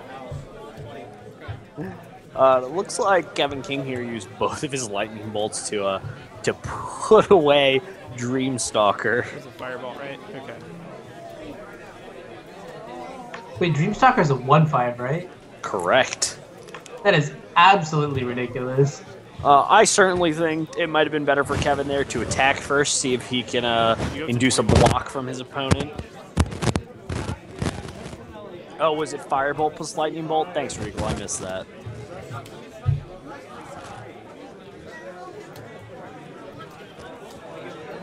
But yeah, the kicker for why I'm testing out Set Adrift is that it combos pretty well with a couple other cards in the deck, right? So like, you Set Adrift their card, then you can Fate Seal it away with the Jace.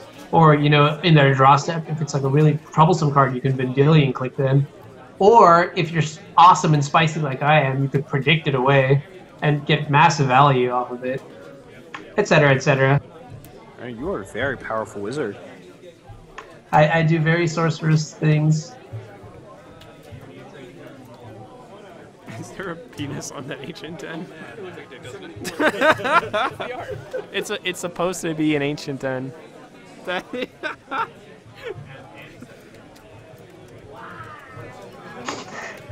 I think it's actually a tie, Regal.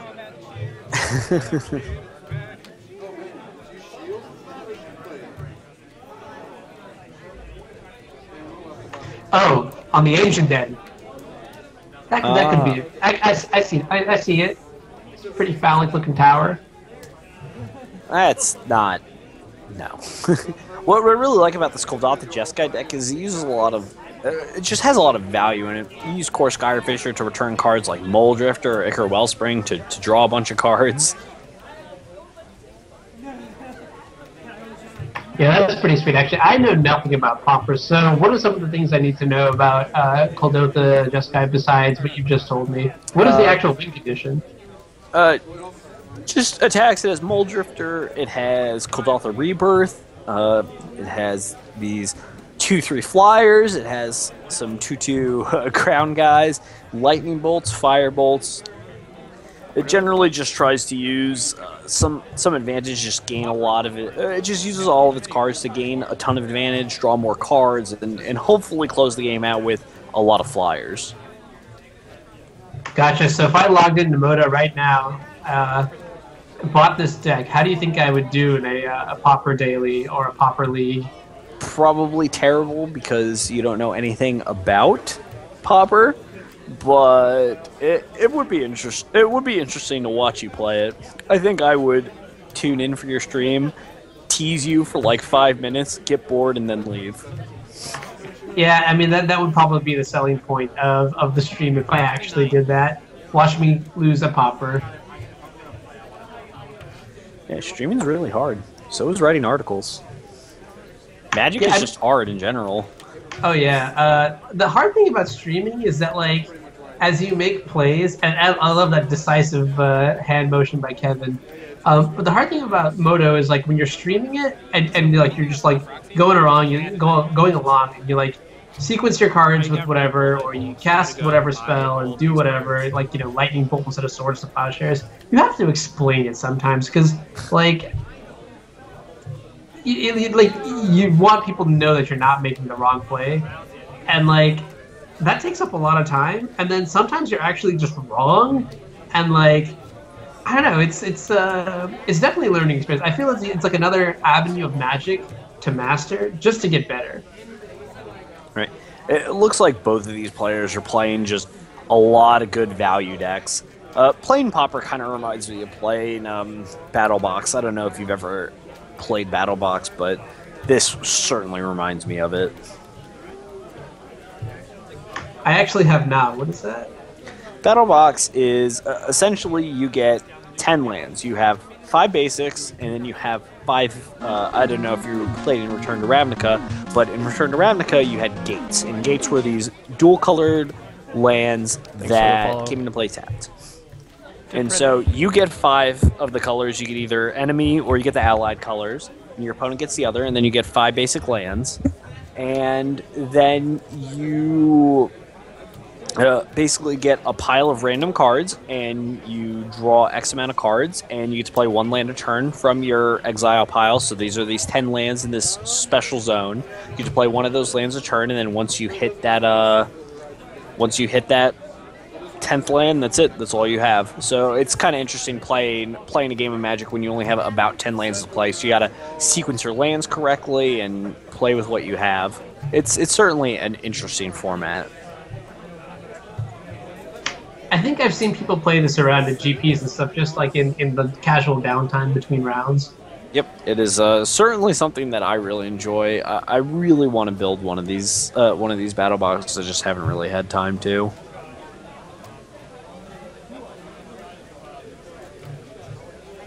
Kory, do we have any word on time in the round or the next round? There's. Oh, whoops. Sorry, I keep forgetting I'm muted for you guys. There's 1:30 left in the time. I see what looks like 1 game still going on. Actually, 2. All right, pretty cool.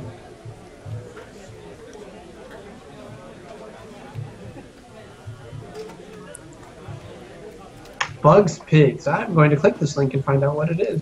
Don't do it. I did it. It's a trick. I actually have no idea.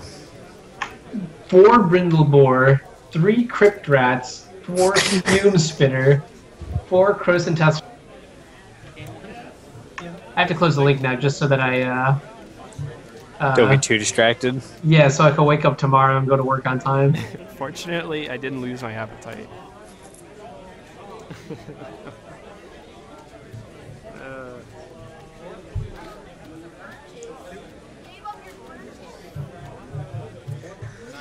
Do we find out how much time is left? Yeah, I think he said there's like a minute and a half with a couple rounds still playing. But are there any big events going on in the MDVA, New York, whatever area coming up soon? I believe there are. I believe SCG Regionals is happening this weekend. If you guys are interested in playing Modern, you should find out where your closest regionals are and go. I would suggest going to Baltimore. Baltimore is Tales of Adventures Regionals. They run a pretty good show. They run a really tight ship. So it'll be a generally quick event, be fun, and it's in a pretty easily accessible area. If you guys really like playing Modern, I'm actually also going to be going to this event to play some Modern, and I don't really care for Modern that much, but I'm interested to see how it is with no twin in the format. Yeah, it's pretty exciting. One of my friends told me that, I don't know if you know Zanside, he's a pretty good player, top 8 at a couple standards, GPs or whatever, but that he's been playing Zoo to some degree of success, which seems pretty interesting. I bet it preys on all the Tron decks that are supposedly the Eldrazi overlords of the format or whatever. Oh, Tron is so good and so bad at the same time.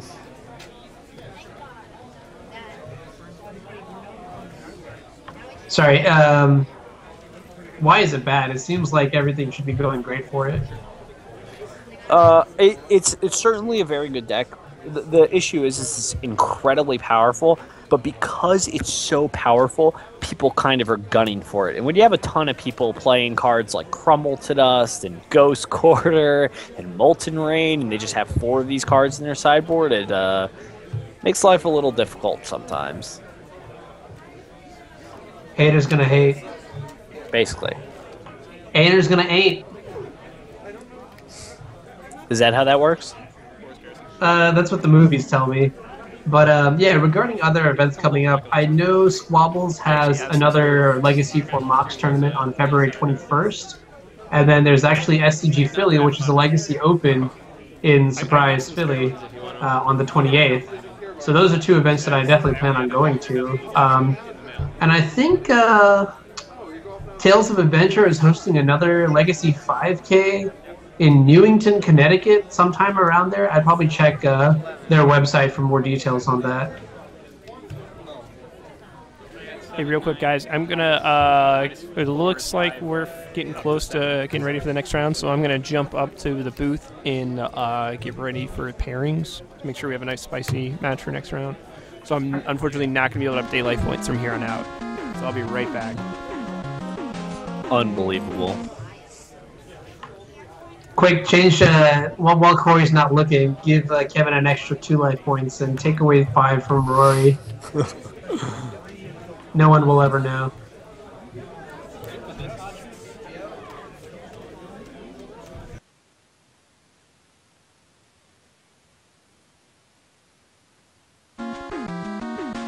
Yeah, Regal, I like your comment about level 0 being Tron, level 1 is aggro, level 2 is mid-range, and then level 3 is Tron again? Tron's certainly level 1 still. I just feel like it comes... Yeah, I mean, this is really weird. I actually think the Jund decks are pretty bad right now. And why is that? I think the problem with the Jund decks right now is you really need to build your deck in such a way that you're really able to attack a format in a certain way, and without really having an evolved format and a very solid format, and all these decks that are already in place, Jund is going to have a really hard time. They need to have certain sideboards for decks that they're going to have problems with, and without knowing what decks people are playing and what's going to come out, it's really hard to do that. That sounds like the classic aggro/control dilemma at the beginning of a new standard format.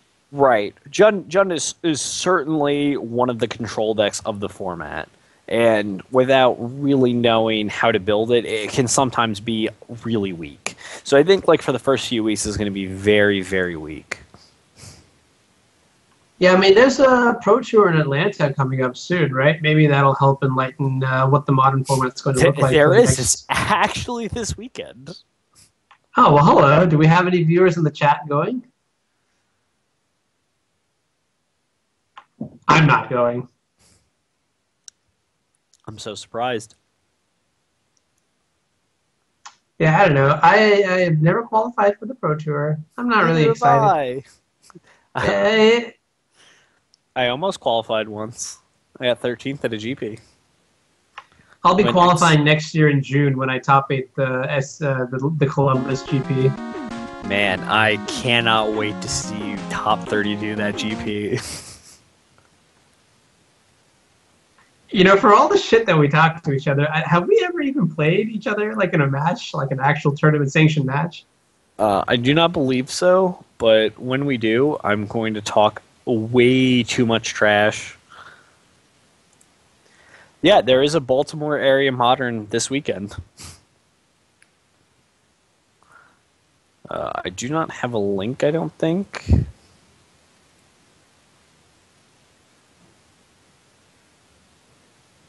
Is Baby Jace good in Modern? Oh, yes, Baby Jace great in Modern.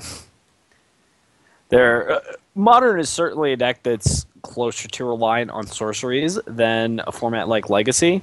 And so Jace is just really powerful. And since a lot of decks are also creature-based, Jace gives you a really good, solid answer to slow enough decks down that it can let you push your game plan.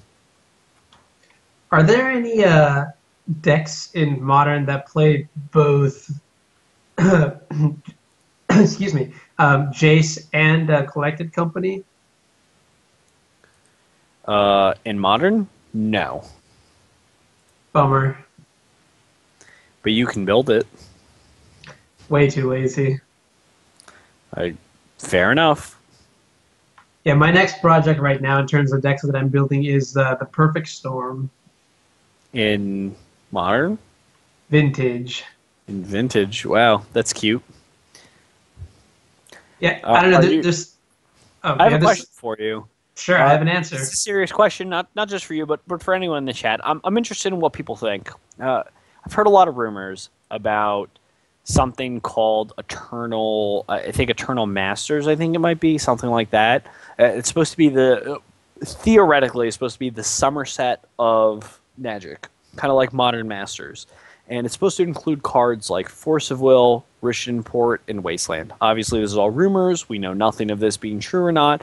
But how do you guys feel about a set like this? Do you think it's going to be good for Magic? Do you think it's going to be bad? Are you excited for this kind of set? Or are you just looking... or do you just think it's another like cheap cash grab? Dude, Japanese Force of Wills, here I come. So Anuraag's very excited about, but what does everyone in the chat think? I personally believe that this kind of set is like really good for Magic. I think it's a good way for people to really get into some of the older formats without having to sacrifice a lot to make sure they get in. Yeah, I think that's probably like realistically speaking, like outside of my own like personal preferences, I think that the fact that it's going to like publicize a bunch of cards that there are just like limited quantities of, like, it, in all honesty, like, for the health of a game, I think having cards over $100 is just pretty absurd. Price should theoretically not be a barrier to entry. So I'm actually really excited for, a potential Eternal Masters, just because more people will start playing. And what happens when more people start playing? Just to answer people's questions in the chat, yes, it is going to be theoretically or supposedly a paper. It's not MTG only. It's supposed to be something you can play in paper. This is an actual interesting thing. Regal just asked, it's helpful on getting people into the format, but what is it going to do to things like duels? And one of the things that I think is interesting is we actually have a predecessor for this. We can go ahead and look back at sets like Modern Masters, and for a little while, Modern Masters did lower the price of a lot of the staples, but now, if you look at them, some of them are higher than they've ever been. Cards like Karn are now very, very high, and I think that same kind of thing is going to happen is here, because here's the thing is, they're not just like taking these cards and reprinting them in their old frame and their old set and the old picture. These are going to be newer pictures, newer frame, and so that's going to cause a different set of people to be really interested in these cards. And so it's not just going to be that, it's going to be that, plus you have all the old stuff. So it's certainly going to be really interesting to look forward to see what it actually is going to be. And I think it's going to be really, really enjoyable to play. And I think it's going to be really great for people who are really interested in getting into these Eternal formats, but don't really have the bank to spend into it. And we can see like even Modern now is getting to the point where people are just spending thousands of dollars on a deck. So actually, I feel like, so correct me if I'm wrong, which I probably am, but when Modern Masters first came out, I feel like the price of Tarmogoyf did drop for a while. Yeah. But then it obviously it went back up. Now, the thing is, though, what about other cards? Like, when we say, when we talk about Tarmogoyf, right, that was like the #1 chase card from the set. But I imagine Eternal Masters will have a bunch of other, like, pretty valuable cards. Like, for example, the effect on, like, something random like Kitchen Finks, right? I'm pretty sure Kitchen Finks dropped in price by like 25%, as did most of the other cards printed in that sort of range. So, like, maybe Eternal Masters will help more than it hurts. What do you think the price of Kitchen Finks is right now if you were to go ahead and purchase Kitchen Finks? If you wanted to go purchase a set of Kitchen Finks, how much do you think it would cost you? All right, well, I have no idea what they are right now, but like a month after Modern Masters, I do remember that they dropped from about like 15 or 13 down to 6 or 8, which was unfortunate because I had a playset. Now, today, I would probably say maybe it's like $20, $25 for a playset. Am I wrong? No, they're about $10 a piece, so it would cost you almost $40 to buy a set of kitchen things.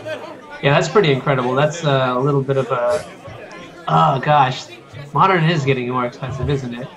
Right, everything is getting more expensive because all these cards are now in demand. And when this set is in print, all these cards are going to go down, of course, because people are going to be spending all this money and they're going to be getting all these sets as they're in print. But the second that they stop being in print, and those cards are all just going to go up because the demand is still going to be there. The demand's not going to go away. It's still going to be there. Yeah, well, so, like, here's the good thing, though. If Eternal Masters comes out and increases the demand, there'll be more interest in Legacy. Right, and that means we'll start looking at these standard tournaments that are going to be that are going to be bigger than Legacy tournaments, but it's not going to be by much. We're going to start having these Legacy tournaments and these modern tournaments that are getting closer and closer to how big the standard tournaments are. I love that. So, getting back to the match at hand, we have Larry with 12 posts and Wes on Sneak and Shin. I think we've seen Wes a couple times here before, a veteran of the certainly have. match. Veteran of the feature match area, Wes Shaw. And we have Larry, and Larry is playing good old faithful for him, and he's playing 12 post. And what I'm really interested to see here, and it's really unfortunate that we don't have deck lists available to us, but really hoping that Larry has Kozilek, the Great Distortion, in his deck. Yeah, and guys, I'm going to have to tune out for this matchup because I have PTSD every time I see the word or the number 12 with post. I get these like painful surges coming in my back. So, no, just kidding. But in this matchup, 12 post versus Sneak and Show, Rudy, who do you think is actually favored to win? I actually think 12 post is favored. If Wes isn't playing cards like a Taxing Probe, it's really hard for him to know what is going to be good for him against Larry's deck, and a Show and Tell can actually just spell death for him. Yeah, I mean, that is pretty hilarious that, Wes could go like turn 2 Show and Tell, put Emrakul into play, and then surprise, Larry has his own Emrakul that he's going to put into play. Right, and he could just have something like Ulamog or something else that just like annihilates Wes. What I am interested here to see is if Larry has just completely moved out of the Annihilator Eldrazi, because if Larry has moved out of the Annihilator Eldrazi, Wes might actually be safe to Show and Tell. Yeah, I think the new hot tech for 12 posts is actually to play Ulamog, the Ceaseless Hunger. Right. What I'm also interested to see here is what Wes does. Wes has one of those really weird ponders out of Sneak and Show. Now, as a deck, when you have half your combo, you're really looking for the other half. And Wes here had Ponder that showed him Lotus Petal, Ponder, Brainstorm. All great cards, good for finding the other half of his combo. But the problem is they're not half of his combo. Oh, man, and I think Larry is copying the basic island with the Vesuva. He copied the island. Thank you, Kory. And if I'm watching this match, what does that scream? If I'm playing in Wes's shoes right now, that screams to me that Larry's probably on some sort of blue-green variant of 12 post. And typically what happens, like, from what I understand with 12 post, is that there are 2 deviations. You have your mono-green variants and your blue-green variants. And the blue-green, let's start with the mono-green. Mono-green gives you access to cards like Oracle of Moldiah. You'll have Courser of Krufix, maybe like Gaddock Teague out of the sideboard, stuff like that, Dryad Armor. Whereas the blue-green version is a bit more combo-heavy and plays cards like Show and Tell, Brainstorm, and Force of Will to cheat a Primeval Titan into play. What I'm really interested to see here, if Larry has a card like Flusterstorm for Wes, and what's really interesting here is Wes is actually so concerned about a card like Flusterstorm, instead of just casting something like Sneak Attack or Show and Tell here, he's just going to go ahead and keep setting up, and I think this is actually really dangerous from Wes's side. Larry's deck, especially with Cloud Post in play, is just going to get scarier and scarier as time goes on, where Wes's deck really only has a few things to really kill his opponent. He's really going to look to go sneak attack, attack you for 22, go. But Larry here is also in a really weird spot because he's at 21. And another Glimmer Post can actually put him up higher. So actually an Emrakul and a Gristlebrand sneak attack might not be good enough to kill him. And what's really interesting here, and what I really am confused about, and what I'm interested to know what Larry's plan is he didn't crack his Expedition map at a turn with his 2 free mana. So I'm really interested in what his line of play is here and what he's trying to accomplish. Looks like Wes here has Force of Will, Sneak Attack, Flusterstorm, Show and Tell, and an Emrakul. Looks like he's just going to go ahead and Emrakul his opponent here. With a Sneak Attack play and an Emrakul knocking his opponent down to 6, looks like he might have some time. Yeah, and so I think really what Wes is trying to do here is he's actually, I think he's correctly identified that, Larry's on 12 post. It should be pretty apparent from, all the cards that Larry's played. And what he is really afraid of right now is that Larry could have some sort of fatty to put into play off the Show and Tell. So he's really just electing to go Sneak and Show, Force of Will backup, Emrakul you this very turn. He wants to do all of that in the same turn. So that's why he's like, Right. Go ahead. So TWN Dom said Flusterstorm does nothing to sneak attack, and you are absolutely correct. Flusterstorm does nothing to sneak attack. But if Wes casts sneak attack there, Larry has Force of Will plus Flusterstorm. Wes has used all of his everything he has to kind of shut Larry out of everything. And it looks like Larry actually had nothing here, so I'm interested to see what Larry's going to do in response to this Emrakul here. He's likely going to crack the Expedition map. Yep, he's certainly cracking the map here. If Larry, what I've also noticed about a lot of the blue-green 12-post decks is a lot of them play cards like Crop Rotation. And if Larry had Crop Rotation there, he could actually bounce the Emrakul back before anything happened. And it looks like Larry's just going to have to take 15 here. He's going to have to go down to 6, and he's going to have to hope Wes has nothing. Now, what's really interesting, though, is that, with the sneak attack in play, Karakas actually isn't even that good of an insurance, because what Wes can do is activate sneak attack, put Emrakul or Gristlebrand into play, and if Larry bounces the legend with his Karakas, Wes can just pay another red mana and put it right back into play. Right. What I am interested here is I wonder if Larry has a card like Pithy Needle in his deck. I know 12-post decks are keen to play cards like that. Wasteland is very good against them, and so they generally have Pithy Needle for that. But Pithy Needle ends up having other uses against cards like Deathrite Shaman, and eventually cards like Sneak Attack too. So it looks like Wes here is just going to kind of sit and draw. He doesn't really have any draw spells. He doesn't have anything, but he does have a Force of Will in hand. So it looks like he's just going to sit and wait until he finds another creature to kill Larry. And regarding the Pithy Needle comment, yeah, I think I've seen a lot of 12-post lists play Pithy Needle just to name Wasteland, for example, because Wasteland is so powerful against this deck. But Wes has that pretty covered with the Force of Will. And I just want to point out one thing. So this is something that this is one of the reasons why I stopped playing Sneak and Show 3 years ago or 2 years ago. Is for these sort of situations, it will be hilarious to see whether or not Wes is actually, if Larry is actually able to come back from an Annihilator 6. It may be the cases that Wes just won't find a cantrip or, a fatty for a long time. And for the chat, the creature type named with Cavern of Souls is Giant, likely for Primeval Titan.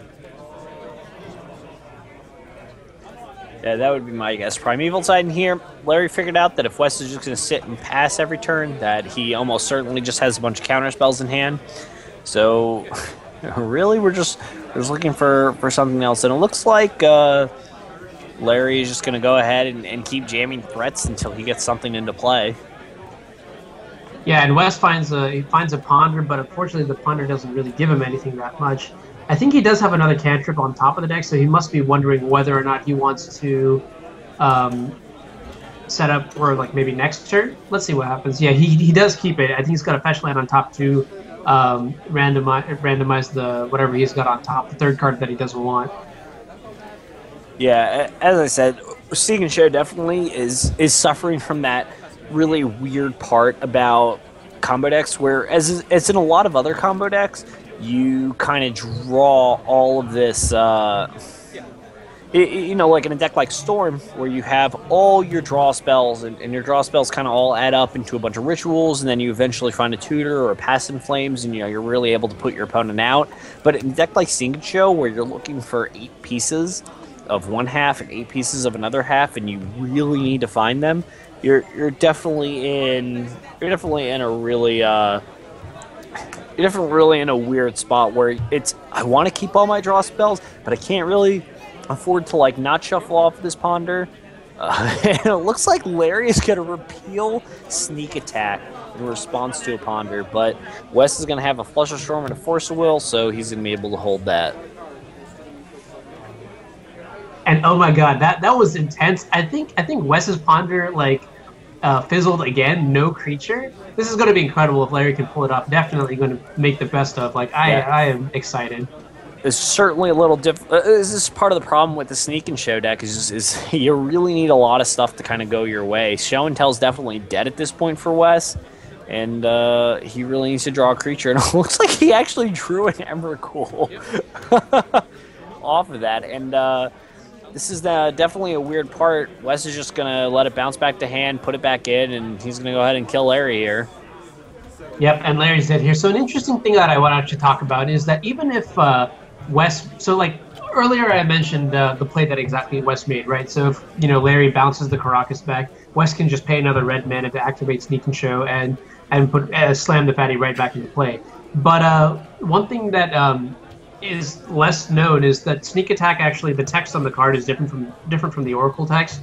And what you could actually do is, if you are bottlenecked by red mana, let's say you only have 1 red mana and your opponent has a Caracas, you can end of turn activate your Sneak Attack, put your creature into play, and Sneak Attack will not cause the creature to be sacrificed until the next end step. So your Emrakul or your Gristleman is going to survive until your end step. So then when you untap, you'll have that 1 extra mana as insurance against Caracas.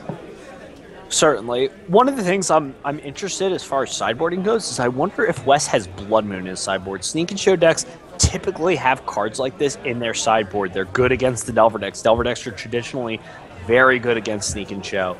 They have all these cheap counter spells like Spell Pierce and Daze and Flusterstorm and Force of Will, so it's really hard for Sneak and Show to kind of shove anything through, really. So they have a lot of Blood Moons to kind of kill those decks. So I'm interested if Wes here has Blood Moon, which also happens to be very good against 12 posts. Yeah, and another card I'm expecting out of Wes's sideboard is probably Through the Breach. Typically, when you're in the Sneak and Show player's position, and you notice that your opponent has creatures that make your Show and Tell as a liability, you don't want to hedge for towards the Show and Tell as much. And a really good option here is Through the Breach. You just activate it at the end of their turn or during your main phase. Annihilate or 6 them, or draw a billion cards and just win the game that way. Yeah, I really like Through the Breach against other big decks. One of the things that traditionally the Sneak and Show mirror in the Sneak and Show mirror, something you used to do was boarding Through the Breach, board out some of your Show and Tells. So it's definitely the same kind of situation that's also going to apply here. Yeah, absolutely, for sure. And from Larry's side, I wouldn't be surprised to see some copies of Pithing Needle. It's pretty good at stopping Sneak Attack. What else do 12 post players have in their sideboards for combo? Generally, they're going to have cards if they're the blue-green subset. They're going to have cards like Flusterstorm, which is going to be pretty good in this matchup. Flusterstorming a lot of their cantrips. Against a deck like Sneak and Show, Flusterstorming a cantrip can just be devastating for them. As we saw here, Wes played a lot of cantrips and found a lot of air for a long time. So just really quickly, I'm going on to MTG Goldfish, looking at a 12 post deck. And the sideboard is pretty insane. Well, the main deck has triple Pithing Needle, but the sideboard has Chalice of the Void, 4 Flusterstorms, and 4 Ashen Riders. Now, I doubt that Larry's going to go to this kind of extreme to beat Sneak and Show, but I mean, maybe that's what it has to resolve to win.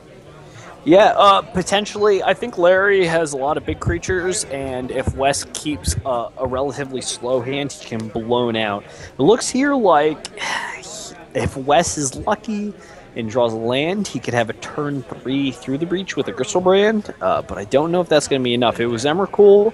I think Wes might consider keeping it, but as I said, Wes really needs a strong hand here to really push Larry out. Larry is perfectly fine with sitting and playing lands and not doing anything for a long time because he'll eventually have an Ayavugan. Ayavugan will find him an Emrakul or an Ulamog or Kozilek, and then he will close Wes out of this game. So looks like Larry's keeping his hand again, so I didn't really get a good look at it, but I assume it's on the same terms as last time, where he just keeps a hand where it just has some lands, has a little bit of action, and we'll see what happens after that. Yeah, and actually, I really like this mulligan by Wes here. I think it shows a little bit of discipline that I don't typically see out of a lot of other players. The hand that he had was like double Lotus Petal, two lands, through the breach and Gristlebrand, and I actually think that's a mulligan because it has nothing to really do in the early game, and like with the deck like Sneak and Show, that's your like those are your critical turns, and if you're just like spending them, casting just like making land drops and like casting Lotus Petals, that's not really where you want to be. Well, and it looks like Wes does have Blood Moon in his deck, and Larry has a basic island and an expedition map, so Blood Moon is not going to be as scary as it could be. And it looks like Wes is just going to go ahead and set himself up for a turn to Blood Moon, and he's just going to try to find something from there. And he has a basic island. He potentially will go fetch for another island, especially since he has a Steam Vents in hand, and go ahead and cast his Blood Moon and hope Larry doesn't have a good answer to it. Blood Moon against these kind of decks is really weird. It's really in this weird space here, because obviously Blood Moon is going to be very good against a deck like 12 Pose, but it's also not great. It's not the end-all be-all. It's not like you cast Blood Moon and your opponent is just shut out of the game. All of the cards that they have are mostly colorless. And since everything they have is colorless, it's going to be pretty hard here for Blood Moon really to shut them out. It looks like Larry went ahead and caverned his Phyrexian Revoker to go ahead and Phyrexian Revoker a Lotus Petal. He named Horror for the creature type, obviously, with cavern. Right, not surprised there. Thanks for that info from Kory that go ahead and just backs up. And it looks like he just shut Wes out of using Lotus Petals to kind of get any advantage here. Looks like Wes is not going to be able to play Blood Moon right now, and it looks like he might have to wait a long time for this Lotus Petal to get any advantages at all. Yeah, and I want to further reinforce what you said about Blood Moon. Like right now, Wes is I guess the thing with Blood Moon in this kind of matchup is either you look like a genius for playing it or a little bit less than a genius. And I think here with Lair leading immediately with the turn 1 basic island, I think he took Wes off guard because Wes probably wasn't expecting something like that. And apparently I was incorrect. That's my apologies. Revoker named Sneak Attack. And I think I like naming Sneak Attack more than Lotus Petal here just because in the long term, Phyrexian Revoker is probably a limited resource, and I would rather use that for the more powerful cards in Wes's deck that you absolutely need to stop. Certainly makes sense here. And I also like that Larry here played Vesuva copying the Cavern, and I'm interested to see. My guess is he might name something like Giant. But the creature type named was Giant. Boom. Roasted. Knew it. Got it on the second try. But yeah, I'm certainly interested to see what Larry has done here. And what I really like is the patience from Larry. He hasn't really made too many sudden movements. He hasn't really just jammed threats or tried to jam anything. He's taken his time. He's picked his poison, and he's really waited on what really to do here. And it looks like he's going to use a Brainstorm end step to really kind of fix what his hand is doing. What's really, really nice here is he can actually use Expedition Map to shuffle away some of his worst cards. Now, it looks like he really liked his card, so he's not going to shuffle away. So I'm really interested to see what he's got going on from here. This is probably the best deck out of those three. Yeah, and Twin Dom in chat brings up a really good point about with Revoker in play on Sneak Don't Attack play and the this. Expedition map potentially being able to find Caracas. This Anything is like else the is essentially probably sort of like the chokehold that Death and Taxes also has access to against Sneak and Show. But it's going to be very, very difficult for West to get out, especially since we're anticipating for him to have boarded out a couple copies of Show and Tell to prevent, prevent Larry from accidentally cheating in an Emrakul or a new Lamog or whatever it is. Now, another thing that I wanted to point out was, though, that this Blood Moon still is going to be okay because if Larry decides to crack his expedition map for a Caracas, for example, the Blood Moon does turn that off, which is going to be pretty relevant. Right. That's one of the interesting things is that even though Revoker and Caracas are obviously great against cards like Sneak Attack and Through the Breach, if West were to potentially, not that I think he would, but if he had something, an artifact hate card in his sideboard and were able to use it on the Revoker, a Blood Moon could hold him. Could cold Larry just long enough for West to really use Sneak Attack to kind of blow through Larry. Yeah, so I'm certainly interested to see if West has any sideboard artifact hate or even brought any of it in. Well, it's possible that I know Pyroclasm is a potential card. There's also maybe like Echoing Truth or. We can safely assume that West did not bring in Pyroclasm against his Emrakul opponent. Yeah, that's actually a pretty good point. And unless, I mean, like, so now that, West has seen the Phyrexian Revoker, there might be an argument for doing that. But what's really interesting is that, this 12-post deck, post board, its game plan is almost to, like, prison out the Sneak and Show player, which seems pretty crazy, but is there even a better option? No, I mean, it looks like Larry has figured out his role in this matchup, and his role is to be, the control deck. And I think he's doing a pretty effective job of kind of controlling what Wes is doing here. Wes is kind of struggling to put a lot of stuff together, and Larry just had a turn 2/2/1 that's shutting off one of his two ways to get ahead. And you look at here, Wes has had a lot of opportunities here to deploy Blood Moon and just has not yet, because he is looking for something to do with, and he knows he's going to need all of his blue mana right now, and he doesn't want to blow his Lotus Petal on that. So he's just going to sit back and he's going to wait. You can see Wes here is kind of struggling a little bit to kind of find something, piece something together, and Larry's just perfectly content sitting back. He's waiting, he's picking his spots, and Wes here looks like he's in a ton of trouble. Wes here is now going to cast Blood Moon. Larry just doesn't care. He's just so far ahead. He has an island, he has a forest, so he has both of his basics. He has a Sensei's Divining Top. So it looks like he's going to get to control at least his draw step for a little while and probably find an answer. With an island in play, we know that Larry has access to cards like Flusterstorm, potentially Force of Will. So I think Larry's in a pretty solid position right now. We also know that Larry has Repeal in his deck. So if Larry ever gets too far ahead, he can end of turn Repeal a Blood Moon and go ahead and get Wes out of here. And I'm not 100% sure, but I believe Larry just copied his forest with a Vesuva. So he's going to have multiple forests in play, which means next turn, I believe, not maybe potentially next turn, but in the next few turns, Larry's looking to cast a Primeval Titan. Yeah, and that's going to be pretty scary. I mean, like, what's really interesting is that, like, you look at this board position, right, and this isn't really what you would expect out of, a post-board game from 12 posts and Sneak and Show, at least on a intuitive level, right? Like, it seems like the Sneak and Show player is just faltering, not really drawing many cantrips and stuff like that. But I feel like post-board, the Sneak and Show player has almost diluted that explosive combo to a degree.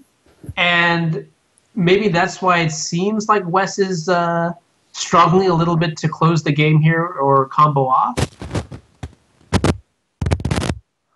Yeah, it looks like Larry has Through the Breach here, and I wonder if he's casting this as a way to, throw something out there and say, hey, do you have a counterspell? I'm interested. Or I wonder if he actually has a creature. I haven't seen a creature in his hand yet, so I'm curious. Oh, I'm sorry. It seems like Wes is casting Through the Breach as the proxy. It's a playtest card. Got me. Got him. Rudy 1, Anuraag 0. It's generally how I do. And it looks like Larry did not find an answer for Through the Breach, and it looks like this Emrakul is going to cause Annihilator 6. Now, Larry here has 8 permanents, so I'm interested to see what he's going ahead and get rid of. Yeah, and honestly, what's actually hilarious is that, like, as we saw, in game 1, right? Like, Wes annihilated Larry's board, but then just struggled for a follow-up. Yeah, and I agree. It looks like Larry right here is just gonna go, okay, find an answer. I'm just gonna attack you for 2 each turn. You have 5 turns to kill me before I find something. Yeah, exactly. And I mean, like, Wes had to burn it Through the Breach in order to put the Emrakul into play. So that likely means that he needs another enabler, which will likely also have to be a Through the Breach, because sneak attack is turned off for the Revoker, and B, he probably is going to need another creature as well. And this exactly. This is one of the parts of Sneak Show that I'm not really a fan of. It's just you need so many things to work out for you to work well. And Wes here, now to rebuild, he needs 2 pieces of his combo to go ahead and rebuild. And this Ponder here shows neither of them, so he's going to have to shuffle. I think here, if Wes was to look and go, oh, well, at least I have a creature here, he would have to keep. He would have to keep and just keep rebuying over and over again until he found the other piece of it. Actually, I think for the Ponder, that was a makeshift shuffle because of the Blood Moon in play. He can't use the Flooded Strand, which is actually hilarious because this Blood Moon was supposed to turn off Larry's deck and is now... Wes is now getting punished for it because he's not able to, like, optimally brainstorm. He has to burn his Ponder to shuffle his deck. Right, and Larry's here perfectly accepting his fate. He knows he's going to attack for 2 a turn. He knows he's going to top and try to find some answers, and we're just going to go from there. And it looks like Larry has another expedition map, so he's nowhere close to being colded on this Emrakul all of his land. Wes is just going to draw and pass. It looks like he has nothing.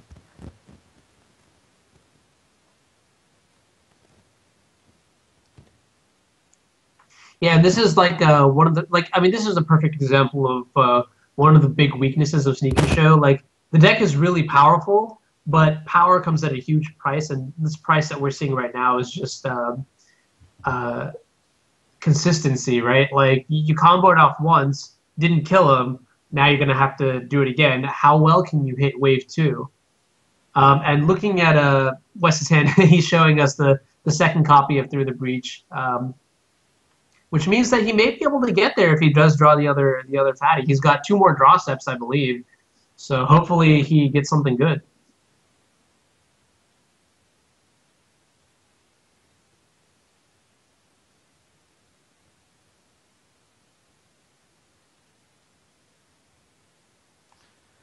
Candelabra here is obviously not going to be too great here, but it looks like he's just having some sort of insurance against Emrakul. Although at 4 life, I'm not sure what insurance he's really looking for. Looks like Wes here and Larry are looking for a shuffle to see if he could find something to kill Larry with. And it looks like he didn't. So it looks like this Phyrexian Revoker attacked for enough turns to kill Wes. Oh my god, and Wes is activating Through the Breach probably to give Larry the fear. I wonder if he has a Gristlebrand in hand. I mean, although if he did, he would have just killed his opponent. That would be comical. If he just had Gristlebrand blocks, gain 7, draw 7. What are you going to put in? Nothing. Wes has nothing. He is just fooling his opponent. He fooled us, and we're going to be on to game 3 here. Well, I mean, speak for yourself, Rudy. I knew better. No, you didn't. You don't have to lie to me. Cue the distance for that Phyrexian Revoker getting all the way there. Yeah, Phyrexian Invoker, I don't know if you know this, 2/1s are built to attack for 10 turns. I'll be right back. Yep, sounds good. So I do wonder, now that Wes has seen the Phyrexian Revoker, how his sideboarding is going to change. I don't see him reaching for a board side. The 15 cards that he has that are not in his primary 60 for anything new. So perhaps whatever answer he has for the Phyrexian Revoker is already there. That being said, it might be that the other cards in his sideboard, like Pyroclasms, are just not good enough, as Rudy mentioned earlier. Maybe he has something like a Phyrexian Revoker, to go ahead and Echoing Truth, or like a Wipe Away to deal with the Phyrexian Revoker or whatever hate cards that Larry might have. Now, what's also interesting is that in the beginning of the game, Larry actually opened with the Phyrexian Revoker and a Cavernous Souls, which is a really, really explosive start. What I wonder, though, is that, do we consider that variance? Did Larry just have a really, really good hand? Or is this something that his deck is designed to do post-board? If he is, going with the game plan of becoming a prison deck, then I imagine that, that Phyrexian Revoker wasn't the only hateful card, and that he probably has some more things. And interesting, we see Ashen Rider in Wes's opening hand. Perhaps that was the out that he was looking for to pair with the Through the Breach earlier.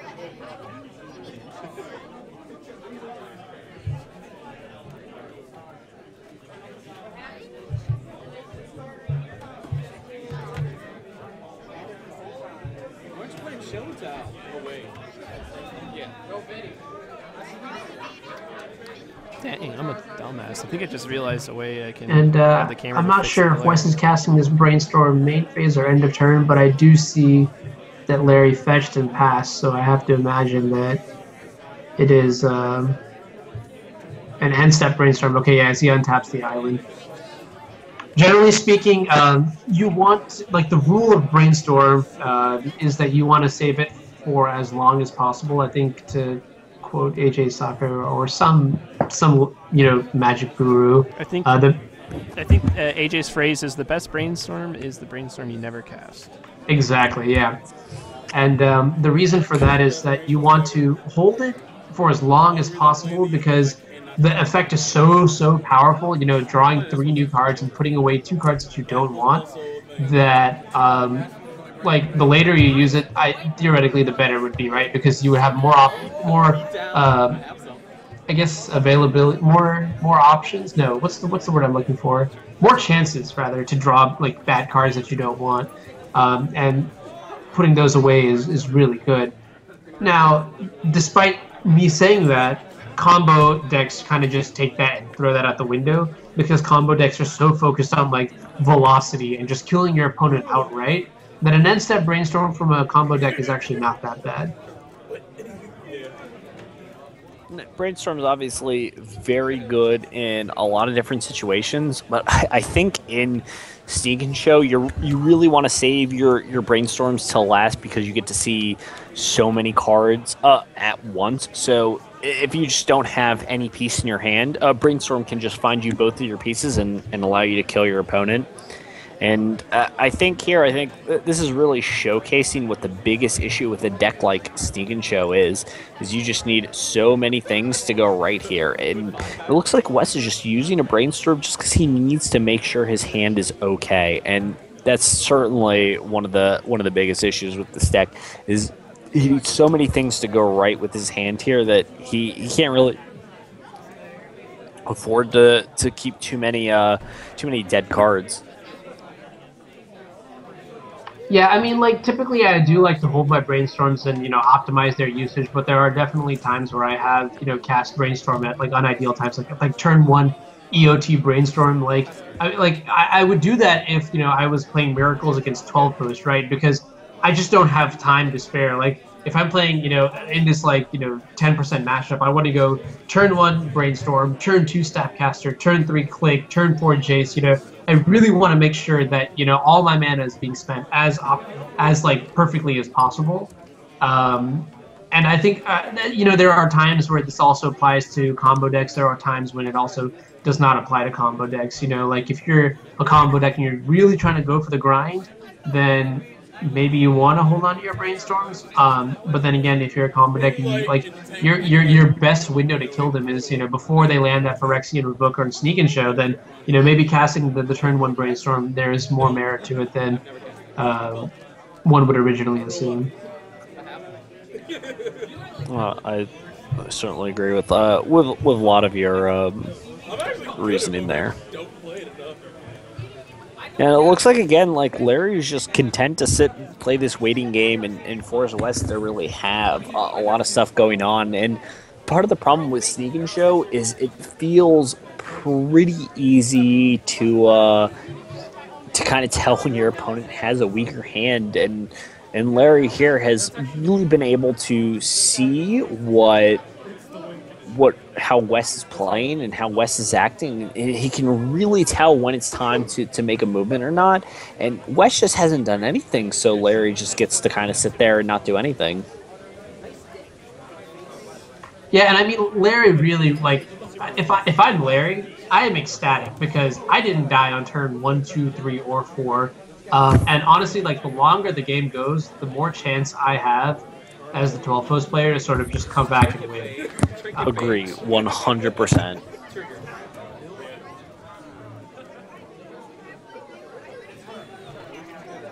I missed those glimmer posts, sorry. Yeah, I like Trick Mage here. Trick Mage is awesome. We're going to go get an Expedition map, and I think Larry's just going to go ahead and use his Cloud Post for 3 mana here to go ahead and just use his Expedition map and go ahead and crack it. So just really quickly, I think I saw Wes's hand, and correct me if I'm wrong, I saw Ashen Rider, Embercold, Gristlebrand, Through the Breach, Force of Will, and I think there was one card. Was it a blue card? Because unfortunately, I really wasn't able to see what he had, but I'm certainly interested. If he has Ashen Rider in his deck, I think that's really, really interesting. And it looks like Larry went ahead and got a Cavern here instead of a basic land. That signals to me that Larry has a card like Primeval Titan in his hand, and it looks like he might go ahead and cast Primeval Titan and say, "Hey Wes, you got a Blood Moon? You don't? Well, this is going to be real bad for you real quick."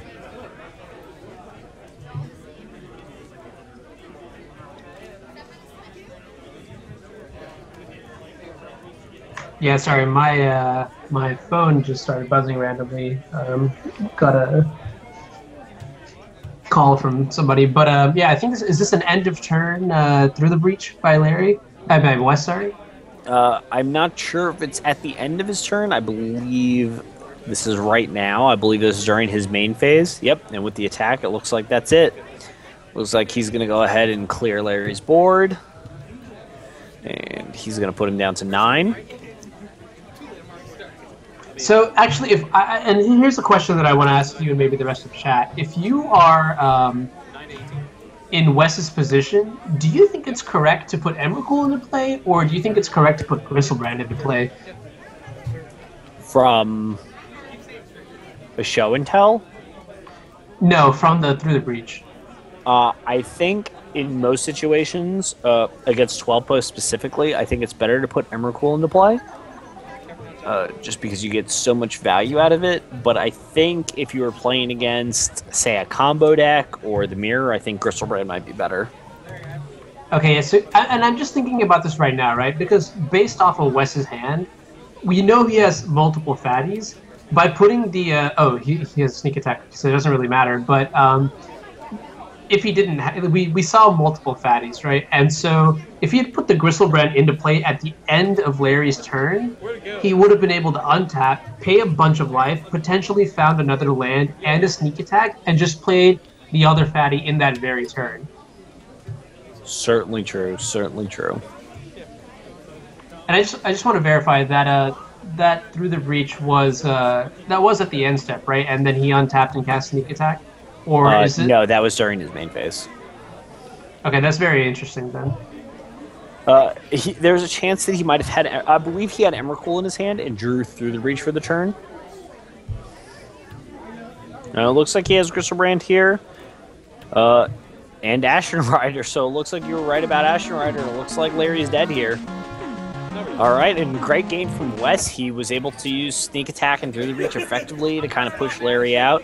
Larry is very comfortable playing a slow control game, and it looks like it ended up here that he should have kept a faster hand, but I believe that the blue-green deck is more of a control version, and because it's more of a control version, he's definitely going to be a little bit slower, and it looks like he might have needed to be a little bit faster in this matchup to kind of get going. I mean, I had to go for the kill on the return. Yeah, I mean, it's hard to say because you're playing blue-green for the combo game one. Like blue naturally associates you with counter spells, which then becomes more of a control-y sort of element, especially when you're behind or when you're not really able to interact well with the primary game plan of your opponent's deck. You really just don't have that kind of choice because. The sneak and show game plan is way faster. It's also just a little bit cleaner than the 12 post strategy of naturally hard cast Emrakul. And so like when you are in Larry's position, you don't really have a choice but to sort of bring in these counter spells, bring in these lock pieces, hate pieces, whatever it is, and hopefully just like stall until you are able to. Maybe cast a Primeval Titan or, somehow get a ridiculous creature into play.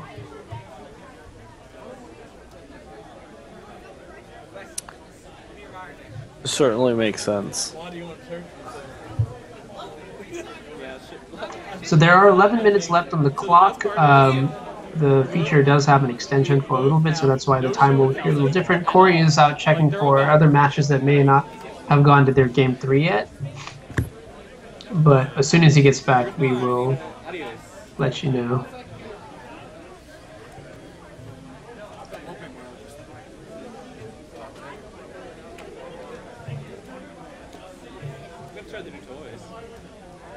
Yeah, and you can see Wes here has boarded out all 4 copies of the show and tell. It's just, oh, there it is, Kozilek.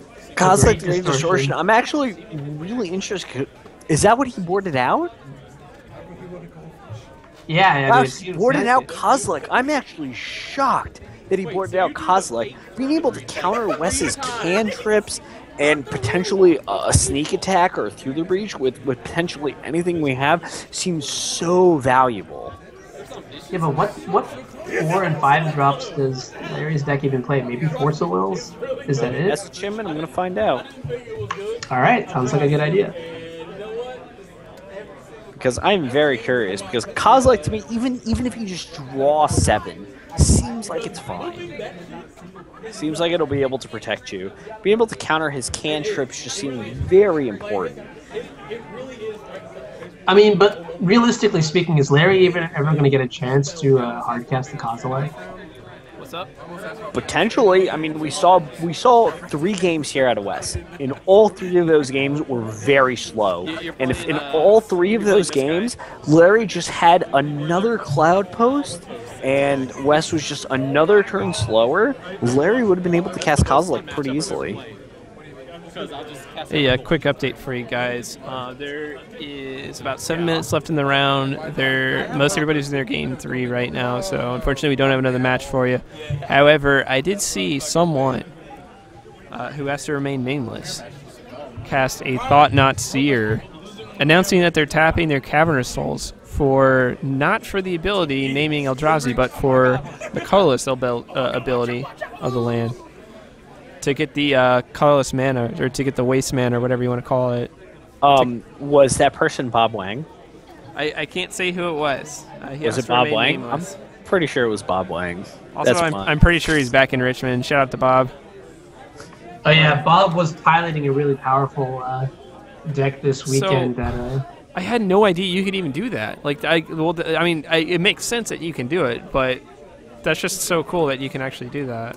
It's so good how you can get people with that, because you can name Eldrazi and then spend colorless on it, and then people could still counter it, but people won't remember. Well, so the thing is when you tap it for mana, there's a ruling specifically for Cavernous Souls that you don't have to announce which ability you're tapping it for unless asked. So I'm almost thinking they might actually have to change that with these Eldrazi cards, because you can name Eldrazi, sit there, tap it, and use it for the waste mana, and like unless someone says something, they're not going to know. I wonder how many people might actually not realize that. That's so, like, I don't want to say dirty, but that's slick, you know? Like, that didn't even cross my mind. Right. I mean, you can certainly name Eldrazi and then cast it, but it's certainly something you can get out of.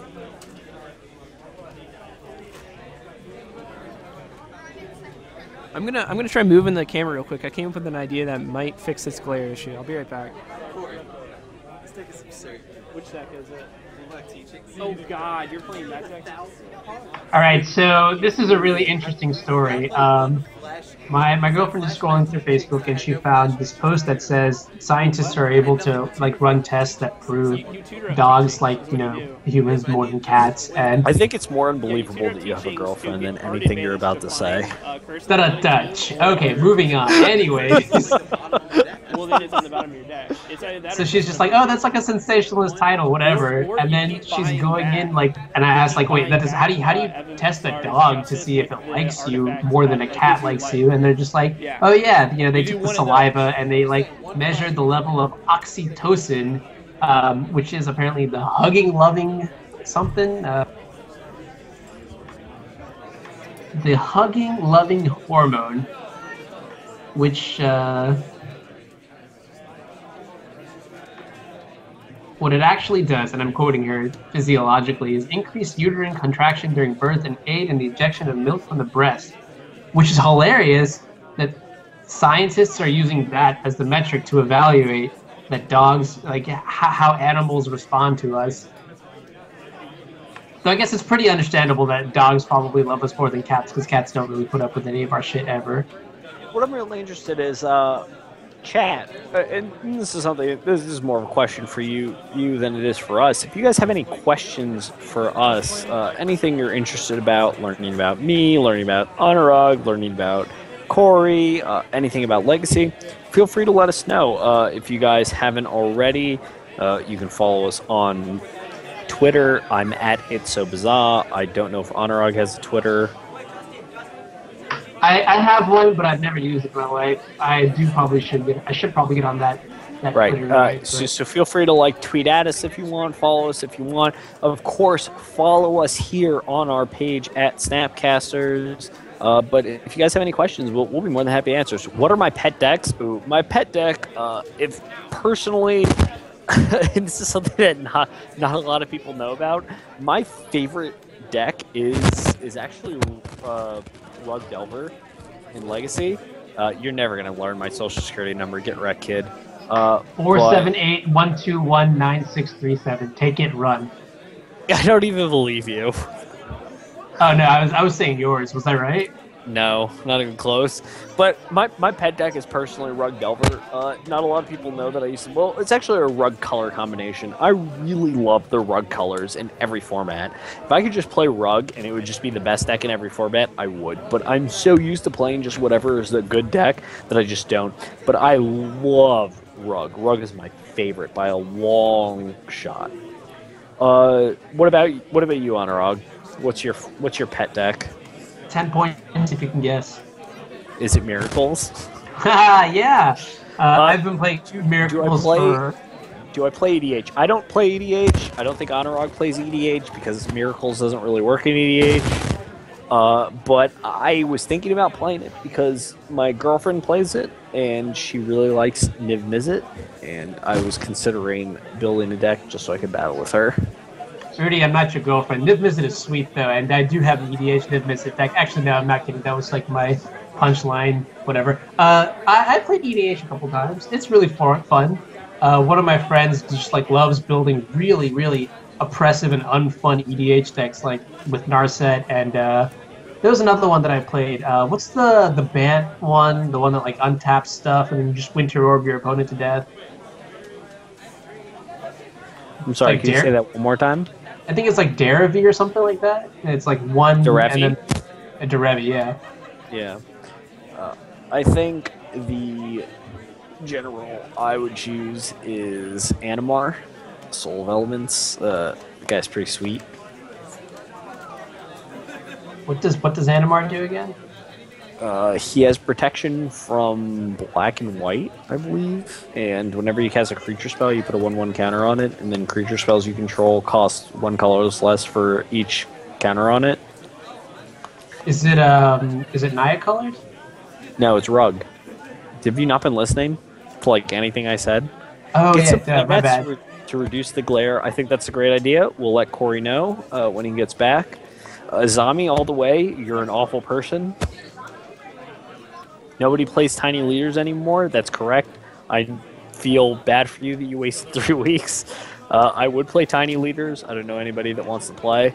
I would certainly play Tiny Leaders. I mean, Tiny Leaders conceptually did seem sweet.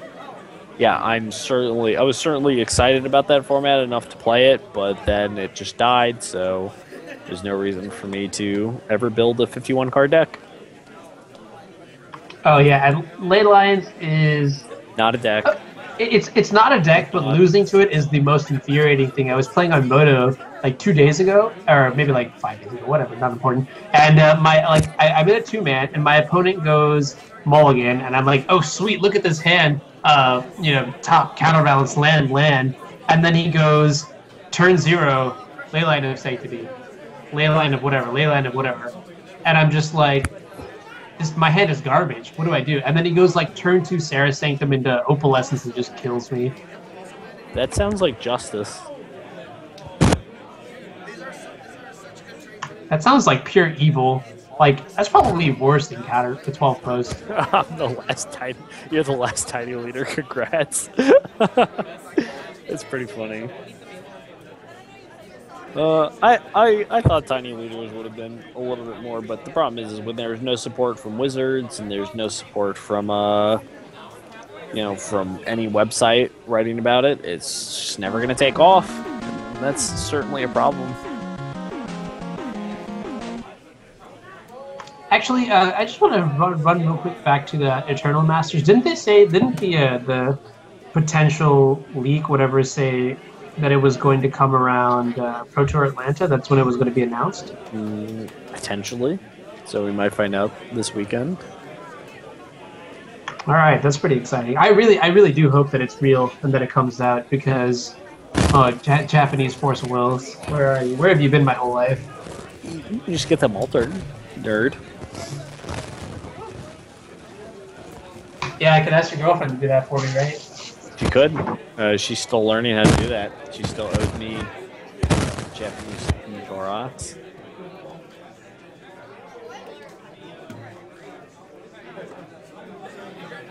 She knows I'm talking about her. You're not doing it.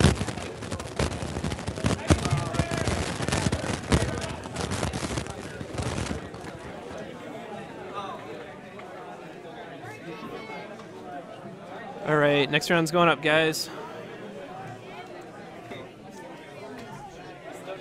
Yeah, J4 and CHU.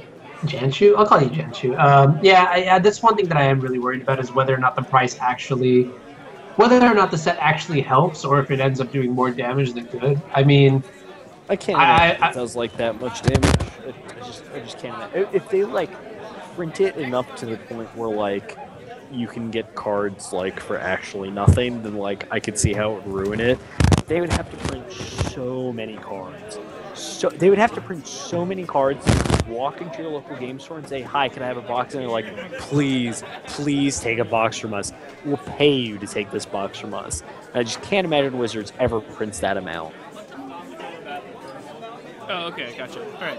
Yeah, I don't know. It's just like, okay, I guess I'm just worried that, like weird Modern Masters thingies are going to happen here again. So I don't know.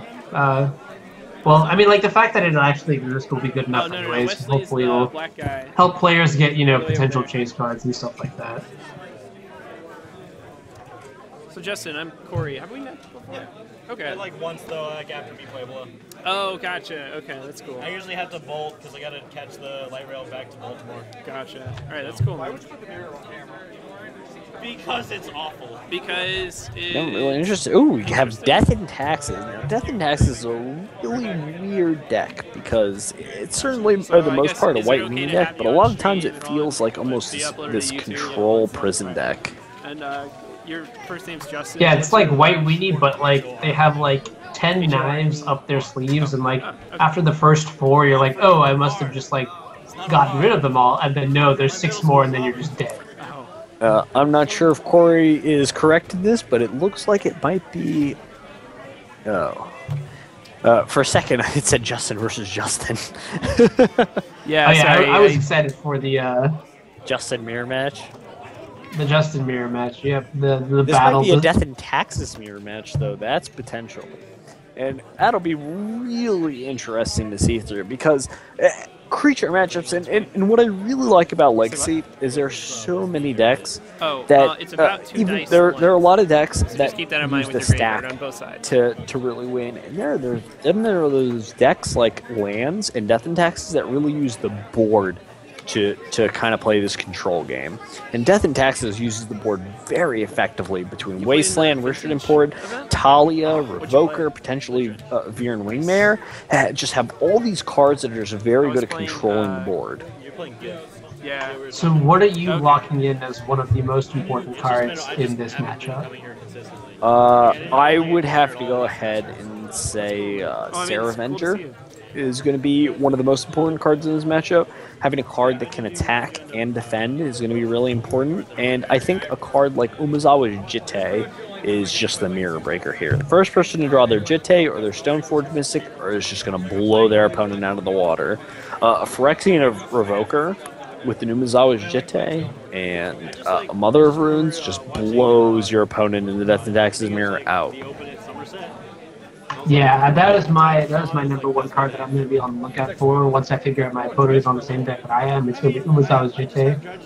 I like this a lot. There's a lot of variation here, and what people in chat are saying. We see Vile, we see Phyrexian Revoker, Mother of Runes, Stoneforge Mystic. All these cards are obviously very, very good in a lot of different situations, but I'm going to have to go and say that I think Jitte is probably the most important card. It helps you gain advantage if you're behind. It helps you push your advantage if you're far ahead. And I really like Jitte in this matchup. Hey, Rudy. Yes. I'm going to plow your mom. Kory said it was okay to say. No, I don't play Death and Taxes, so you can't say that. Well, damn. And I like that Don here has a turn 1 Aether Vial, but Justin Horner's going to go ahead and follow up with the turn 1 Mother of Runes. And Don just only has another Aether Vial here, and it looks like Justin Horner has one of the more important cards as well. And maybe this is something that we kind of overlooked, is how important Mom is. And now he has a Mom into his Stoneforge Mystic. He's going to go ahead and get what I'm going to guess here is an Umezawa's Jitte, and he's going to pull really far ahead. Oh, he's just going to go ahead and get Batterskull here, which I think is really interesting. I'm not sure how good Batterskull actually is, but he's going to go ahead and push that point here. Don has an Aether Vial on 1, an Aether Vial on 2. I'm wondering what's in his hand here, that he's just going to use his lands to cast his Stoneforge Mystic, but not go ahead and use his Aether Vial, and he's going to get a Umezawa's Jitte. And as I said here, I think Jitte here is going to be very, very good. In this matchup, it can't really stop Mother of Runes, and if Don has a Phyrexian Revoker here for any reason, he's going to be able to use that Jitte very much to his advantage. Yeah, I mean, I think I did see a Flicker Wisp or a Sarah Venture in Don's hand. So what he can do is this turn he can... he elected not to flash in anything with the Aether Vial. Did I miss something? Is there a reason he didn't put a creature into play? He cast her Phyrexian Revoker, and looks like Don didn't want to respond to that, and because he didn't respond to that, he got caught in a really classic trap. Phyrexian Revoker, it doesn't really bother me that much. Oh, you're going to name Vile. I guess that is a problem for me. And now that Phyrexian Revoker is on Aether Vial and Justin didn't draw any of his Aether Vials, it looks like he's in a really good position. Obviously, Wasteland's pretty horrendous here, considering Don doesn't have any non-plains lands. But eventually, we'll get to a point where Don's going to draw Port or Wasteland of his own, and Don's going to be able to use Wasteland effectively in that spot. Maybe not so much against Wasteland, but against Karakas and Rishadan Port, he's going to be able to get some advantage. Don's going to be able to put in Jitte here, and Jitte is going to be really good, especially with Sarah Avenger. It's going to be interesting to see if Justin's going to have a source of plowshares to be able to take care of this. Otherwise, he's going to fall way too far behind. Oh, wow. And that is exciting. Justin has the Aven Mind Sensor to block the Sarah Avenger, give it protection from white, and then not take any damage. Yeah, and it's certainly really interesting here. And it looks like another Stoneforge Mystic for Don is going to go ahead and potentially get a Sword of Fire and Ice, get a Batter Skull, and maybe with Aven Mind Sensor he'll just brick. It's very likely. I got a Sword of Fire and Ice on it. Nice. And I watched the guy. Yeah, I think not responding to the Phyrexian Revoker here may have been... I can't evaluate how much it's hurting Don right now. Well, we certainly saw a Flicker Wisp in his hand, so there's a potential that that even though Flicker Wisp is obviously great, it might have just been exactly what Don needed there in response to Phyrexian Revoker trying to attempt to blink out a Mother of Runes, might have been able to free up any source of plowshares he might have drawn, and it looks like Justin might be pulling really far ahead. If it's really unfortunate here if Justin had a Jitte in hand, he would actually just be able to blow Dawn out of the water for a few turns, being able to use Phyrexian Revoker here to, and it looks like he used his Revoker to shut off Jitte. Revoker is very important. Whoever called Revoker in the chat, Speed Force Punk, good call. Revoker's a very good card, and that's not something that that I think we'd really pick on unless you're really familiar with the Death and Taxes mirror match. So, good call, man. Good call. One interesting thing though is, do you think Justin planned this from the very, very, very beginning? He like, because remember his turn 2 Stoneforge Mystic got a Batter Skull. Did he like have the Phyrexian Revoker in hand? Was he already planning ahead that he was going to name Aether Vial and Umezawa's Jitte, which is why he didn't actually get his own copy? Certainly, potentially what he was going for. He knew Revoker was going to be powerful, and if you have 2 Revokers, naming Jitte is going to be really good, especially after you see that your opponent gets 1. Then it's going to be really solid here. What I'm interested to see is if Don is going to be able to draw a Plow, he's going to have to use a Plow or Flicker Wisp pretty effectively to try and get this Mom. This Mom is really going to help hold Don back from really gaining any sort of advantage. Don has a ton of creatures on the field and a lot of powerful stuff, but he's not looking good by any means. And a second Mom added to the board from Justin is making Don's field look worse and worse as time goes on. Yeah, so what does Justin need to draw from this point on to close the game out? He's certainly going to have to find an answer for both those Moms, and he's going to have to find... I mean, the moms are really what he's got to take care of first. Once he gets rid of these Moms, he's going to be... these Mother of Runes, he's really going to be able to go ahead and push his advantage with that Jitte. But first, he's got to get rid of these Moms, and this is the biggest issue. Is now this Batter Skull on Aven Mind Sensor is going to be very good for him. Don is just falling farther and farther behind, and two Mother of Runes that are both active and no longer summoning sick, I think is just going to be the end of the game for Don Macfarlane. I don't think there's really anything he's going to be able to do. Oh, Mother of Runes is known as certainly going to be a good step, but it might not be good enough. He might have fallen too far behind at this point. If Justin is able to find a source to plowshares, he might be able to blow out Don. Don here is before blocks going to have to use his Mother of Runes to give a Sarah Avenger protection from white, and if Justin doesn't have a source to plowshares in response to that, he's not really going to be able to do much. Yeah, I actually think that this game is pretty much over. What's really interesting, though, is just how how like that Phyrexian Revoker kind of just destroyed Don's day. Like, I mean, like Don had to commit two entire cards to Aether Vial, neither of which really provided that much board presence. I mean, did he even use any of the Aether Vials to put any creatures into play? He didn't, right? That's what we talked about earlier. And so now he's down 2 full cards, but Justin is able to like develop his board with these Phyrexian Revokers while also shutting down like what Don was basically hinging on to win this game. Right, and this is certainly one of the things we were alluding to before, that we felt Jete was so important, but it looks like Mom was the most important card at that point in time.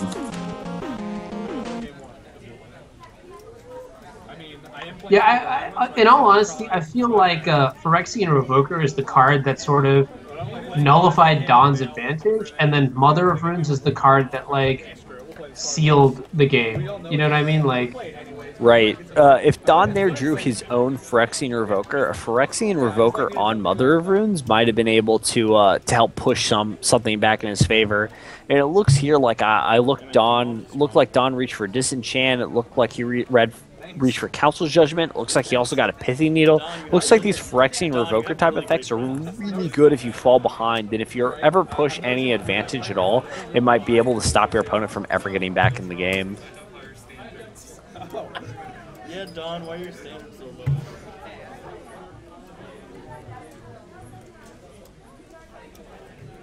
Pretty sure it's more so insulting Kory What's up? by saying that your standards are higher than that. That's just insulting aggro, isn't it? I dropped because I don't. It's not for everybody. What I'm really interested to see is if either of these players have Manrique Gusari in their sideboard, which is going to be a great answer moving forward to any of the equipment in their deck. And I think every equipment here is also really good. Fire and Ice is going to be great. Jete is going to be great, and Batterskull is also going to be good. So I'm interested to see. Yeah, actually, sorry, I think I was pressing the wrong push talk button, but yeah, I do think we saw Don bring in a Sword of War piece, which is probably going to be pretty powerful here. But one card that I saw Don boarded that I'm not sure if he brought it in entirely or not was a Pithy Needle, and I imagine the idea for him doing that is that he's going to try and like, you know, turn off some of Justin's equipments or whatever here, but I don't like Pithy Needle too much when its effect is not asymmetrical. In other words, when it's symmetrical, because it's eventually like, you know, turns down the road, it could potentially hurt like Don a lot. You know, like sure you may be able to turn off like a Mother of Runes or, you know, like some sort of equipment, but you know, when the board is all gummed up and suddenly you're digging for whatever out it is that you have, that Pithy Needle could theoretically like do some damage to you. It went really well last time, so. You played a Revoker, I was like, man, I'd love to find one of those, like in the next 7 turns. And Rudy is away getting some ice cream because the world is unfair and I have They none. have 2 Revokers, and like everything's just shut off, and you're just playing like White Weenie, and like you're just like this wide in the board. These cards suck. Sweet. Where you at, Don? I'm gonna try it. Oh, good. Yep. Go. That's a crazy play. Legend Wolf, he's dead. Hey, yeah, I think my Twitch thing, like little browser, is like stalling for a second, so I might not be able to. Okay, it's back up. Never mind. Anyways, yeah, so we're starting the game over again, and Don has a very, very aggressive start, and I love the start of turn 1 Vial, and then he's going to leverage the mana acceleration that he gets from Vial into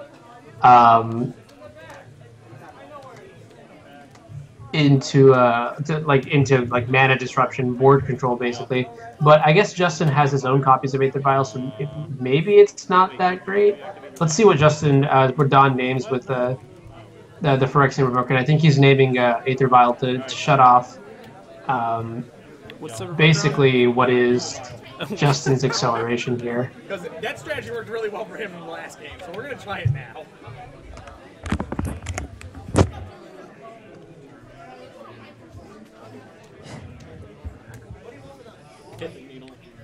Mother of Runes. And I think right here, this is like really one of the other aspects of Death and Taxes. A Wasteland and a Revoker on Aether Vial just kind of takes you out. And even though it looks like Justin and Don are playing very similar games here, just having creatures on board is just so powerful.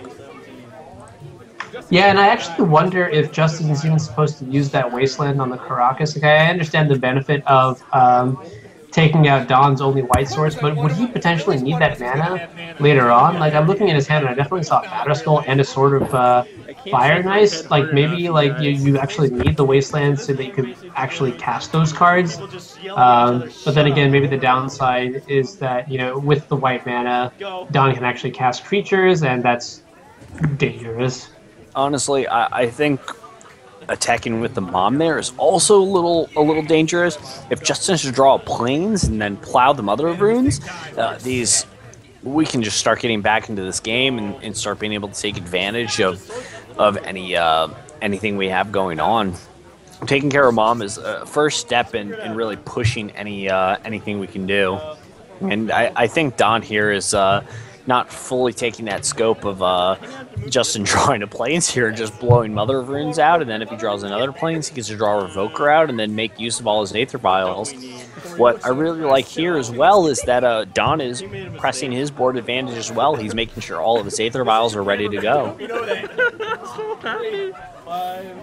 Yeah, I'm not sure if it's correct or not for just Don to be attacking with the Mother of Runes, though I think that if Justin draws a Plains, does he? Yeah, no, actually, probably plowing him out. Mother of Runes is correct because it's just such a power effect and it's not going to be vulnerable at any other point in the game. But yeah, it's really awkward. Neither player has drawn another land, like a colored source, and that's just the game. Is pretty. I don't know what to say. Way better than that garbage Pauper we had on stream earlier. I'm sure you can come up with something. So how many extra draw steps do you think Justin would have had if Don hadn't been attacking with the Mother of Runes? At least maybe 2 or 3? I think at least 2 or 3. Maybe that is the upside, like high risk, high reward. Yeah, I kind of like that. I mean, obviously, like, you get to close the door a little bit quicker, but if your opponent really draws something like Phyrexian Revoke or anything without any white source, then you can't really attack anymore, and Phyrexian Revoker just kind of gets to block all day. So I'm kind of interested to see. I'm kind of interested in why Don thought attacking with Mom was a good idea. There are so many good things that kind of just stifle whatever Don's progress is. I think I'll be on the play this time. Shout out to Bob in the chat. No gamble, no future. Don't say anything, Anuraag. Well. Yeah, I don't know. Like, so is this?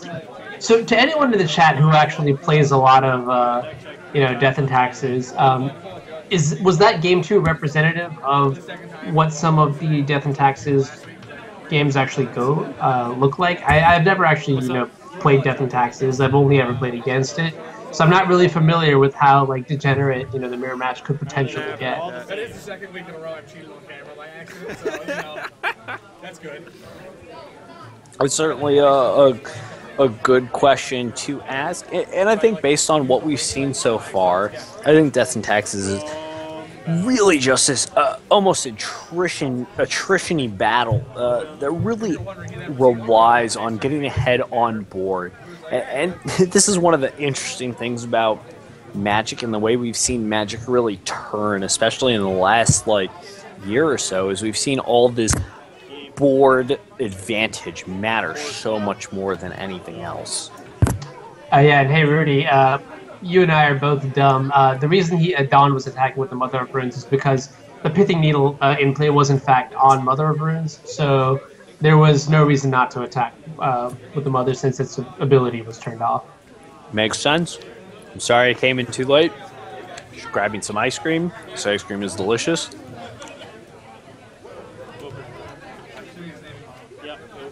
All right, and Phyrexian Revoker naming the Mother of Runes here. Let's see how this game turns out. I'm guessing that's naming Mom. Wow, I'm really surprised actually. Like, Speed Force Pumps was pretty correct that Phyrexian Revoker is just really pulling its weight. I mean, being able to turn off Mother of Runes, that's a lot of combat tricks that just suddenly go out the door. Shutting down Aether Vial has shown to be pretty strong in turning off more combat tricks at Death and Taxes acceleration. And in a sense, we've also seen that it's become like pseudo card advantage.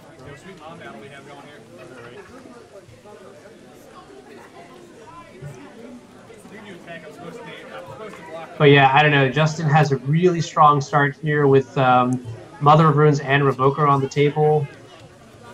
The Phyrexian Revoker is naming Mother of Runes, so maybe it's not as powerful.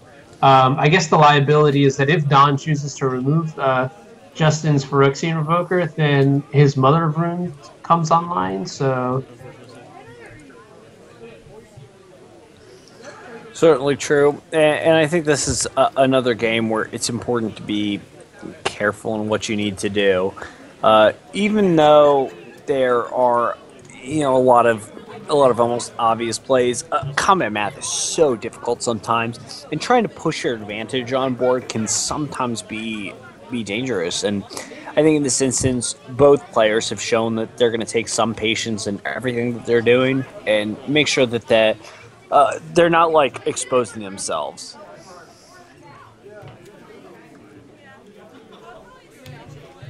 What are life points right now? We're about to 20. Oh, okay. Okay. Just checking. Yeah, and I think that what's interesting here is Justin made the play that we were talking about game one, about in response to the Revoker, he flashed in his Stoneforge Mystic to get a Vial activation in, because once... Actually, wait a minute. Is Justin activating Vial again? Did the Revoker not name Aether Vial? Wait. Did you use Aether Vial to do that? Yes. Yeah. We'll find out in a second what Revoker named. What's yours name? Well, looks like he potentially might have named... Okay, that's on cheat day. Looks like he might have actually named Umezawa's Jitte, potentially. I'm interested to see what Don's Revoker is on Jitte. It looks like he named Umezawa's Jitte, which he knows here that once he's fallen behind Umezawa's Jitte, he's just going to put him out. And it looks like Don was able to use Aether Vial plus his 2 mana to put Batterskull into play. He's going to Karakas back Brimaz, so Brimaz cannot kill this Batterskull. What I actually would have been more interested to see is an attack first with Batterskull and let Don block. If Don wants to go ahead and block, we're going to be able to Karakas, bounce a Brimaz. We're going to be able to get a lot of value off of it. If he wants to try and block with multiple different creatures, we're also okay with that. We have Revoker on Mom, so I don't think we're too worried about anything. And another reason Don names Jitte with the Revoker is because Justin activated the Aether Vial to put Stoneforge into play before Revoker resolved. Don gets to know that Justin has the Jitte in his hand and can safely call it. And I think what Justin is just doing right now, he's slowly taking the game away by developing this dominating board presence, which is, exactly what he wants to be doing.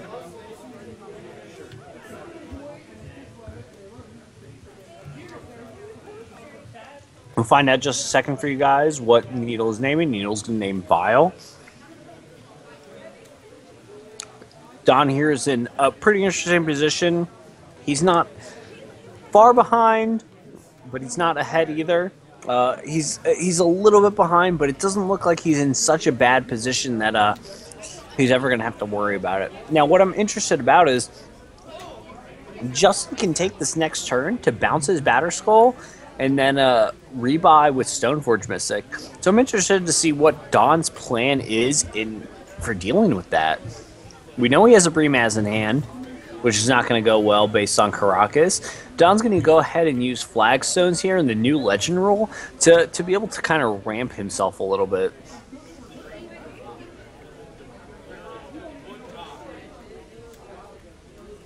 And so, yeah, just looking retrospectively at the plays that have been made, do you think Don should have named Batterskull with the Pithing Needle? I guess no, that's probably not the right thing to do because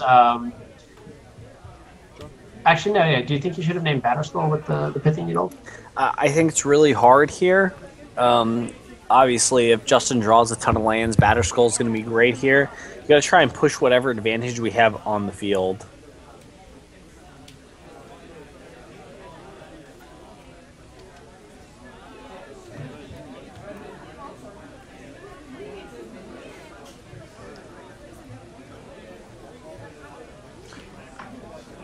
Council's Judgment, the draw.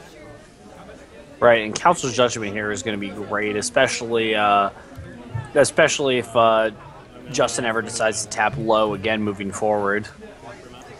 He can use Council's Judgment to be able... Don can use Council's Judgment to be able to gain any sort of advantage he can.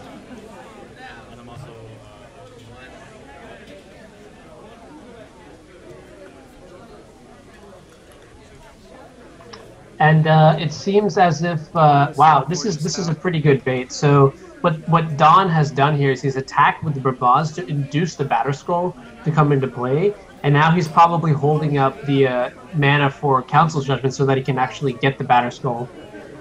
He can actually vote for it without Justin being able to bounce it in response.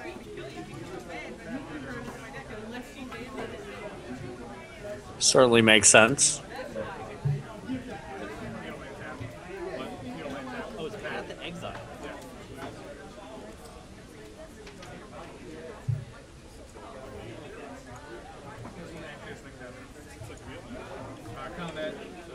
Yeah, I wish I could watch this matchup just a bunch of more times because I feel like there's a lot of like subtle nuances and everything to learn.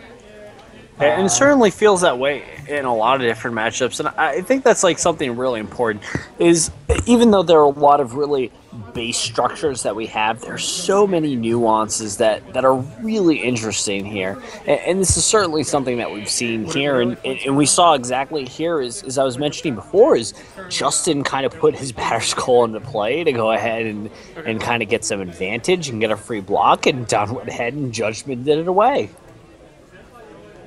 And Council's Judgment taking care of Batterskull means that he's now in a much better position than he is. Revoker's now on Jitte.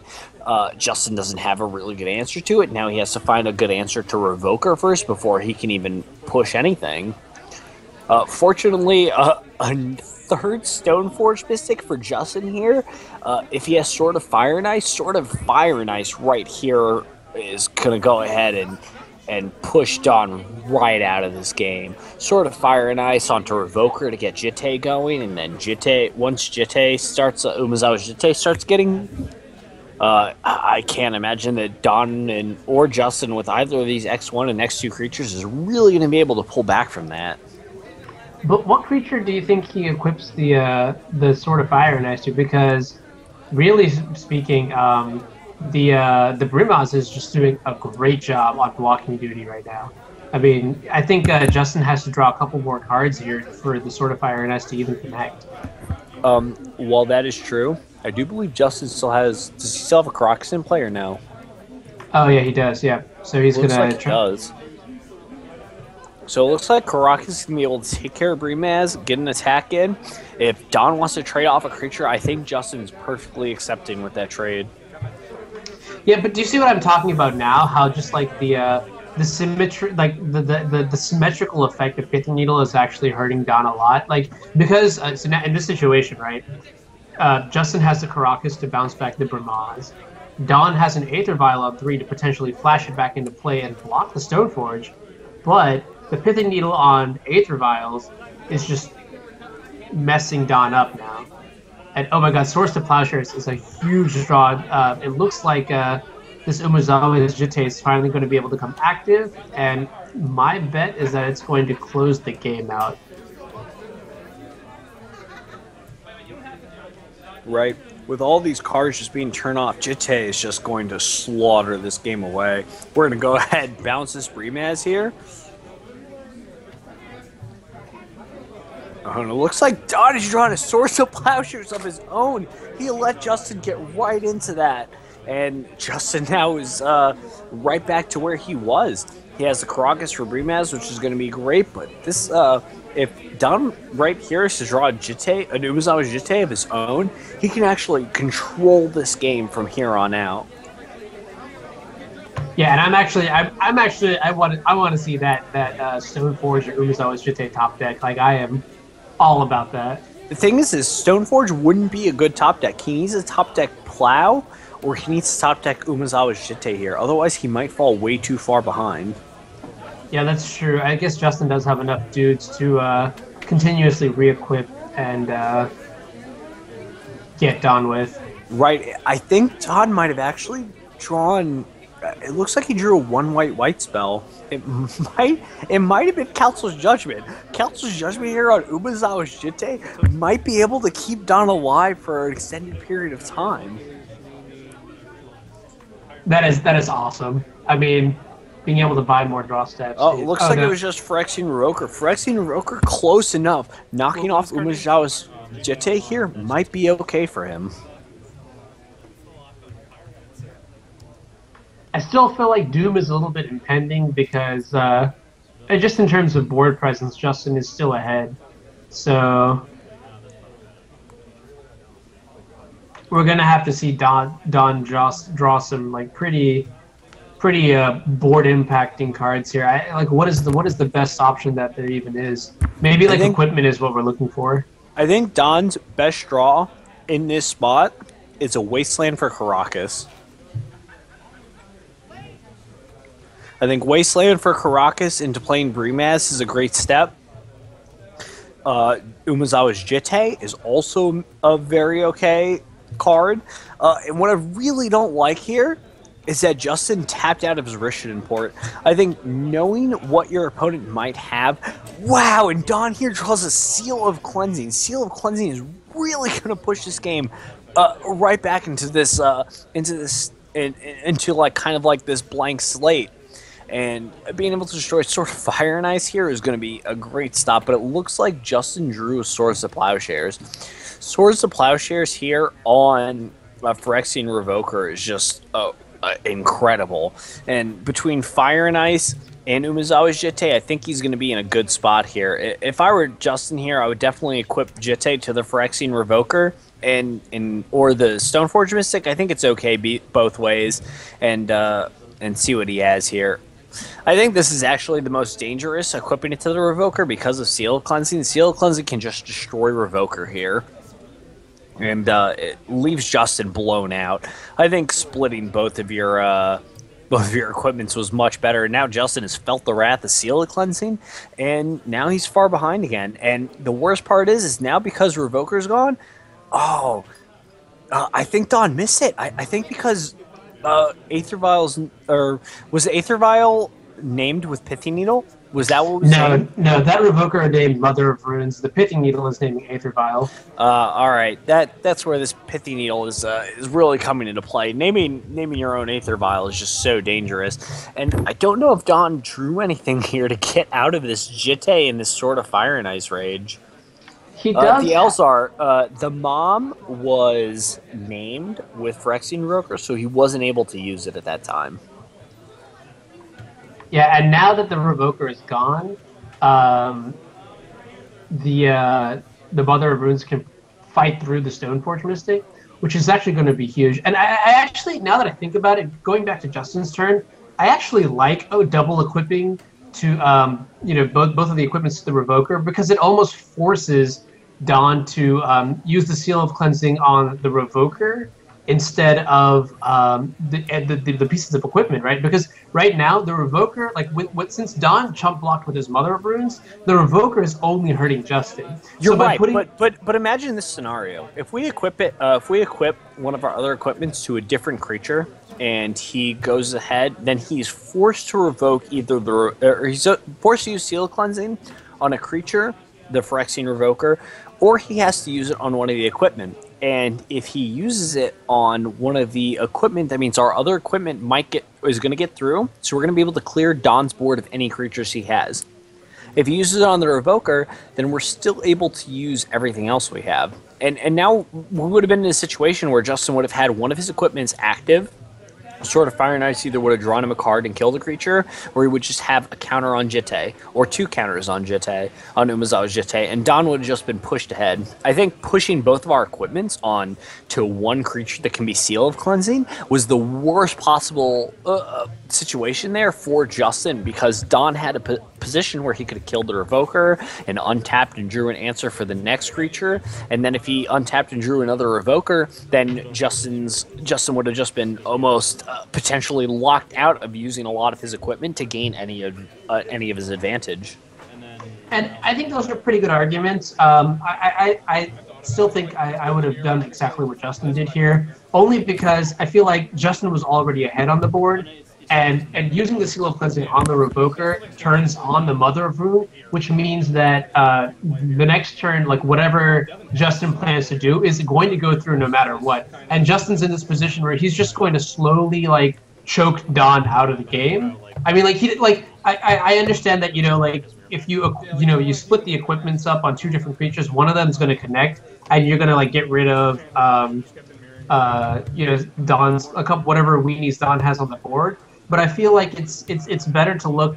I think in the long term, having your Mother of Rune active, having both equipments, for the future, is just going to be like a better investment in terms of it's packing like a stronger punch later on. Certainly makes sense. Just a quick update, guys. This is going to be our last night for the match, or I'm sorry, our last match for the night. I got some packing up to do, and we ran a little bit later, so unfortunately that's going to be it. I want to thank you guys, Rudy and Anuraag. As always, it's a pleasure to have you on the stream. Thanks so much for coming out and doing guest commentary for us. It's always nice having you on stream. Yep, in the chat, if you guys want to go ahead and check that out, I linked my Twitter. Feel free to follow. I also linked the website that has my articles on it. Feel free to read them there if you're really interested. Otherwise, you can click on my name, RBZA54. There is a button that says you can follow. Feel free to go ahead and follow me if you're interested. That's all my information. Yeah, and I've gone ahead and posted my Twitch information in the chat as well. Guys, it's been a pleasure again to commentate. I'll try to be back next week. And thank you, Kory, so much for having us here. Anytime, you guys are welcome back. Anytime you guys ever want to do commentary, it's like legit awesome having you guys on the stream again. All right, well, with that, guys, all the viewers, everybody in chat, thanks for sticking with us. If you haven't already, make sure to give us a follow. We're also on Twitter at Snapcasters2U. We have links to the YouTube and Facebook page below. If anyone has any questions, you can tweet at me or at the Facebook page. We're pretty active on there. We have our schedule linked down below. Tomorrow, we're going to be live from Virginia Beach, Springfield, Virginia. Thanks for the follow. Who's this? I can't see. Monsieur Mary, thank you. But yeah, links are down below. Our schedule's down there. We're going to be live tomorrow from Springfield, Virginia. Brad Green, thanks, brother. This Friday we may be streaming, so I probably should put a disclaimer. I can't always stream every Friday. I'm going to try to. We have some other big events we're hoping to cover. Keep your eyes posted. We have a link to our Google Calendar. I think I covered everything probably more than once. Thanks to everybody that stuck with us on chat. Shout-outs to everybody. Shout-outs to Games and Stuff for hosting this awesome event every Tuesday. And I guess I'm going to go ahead and sign us out. All right, everybody. Have a good night. Cheers.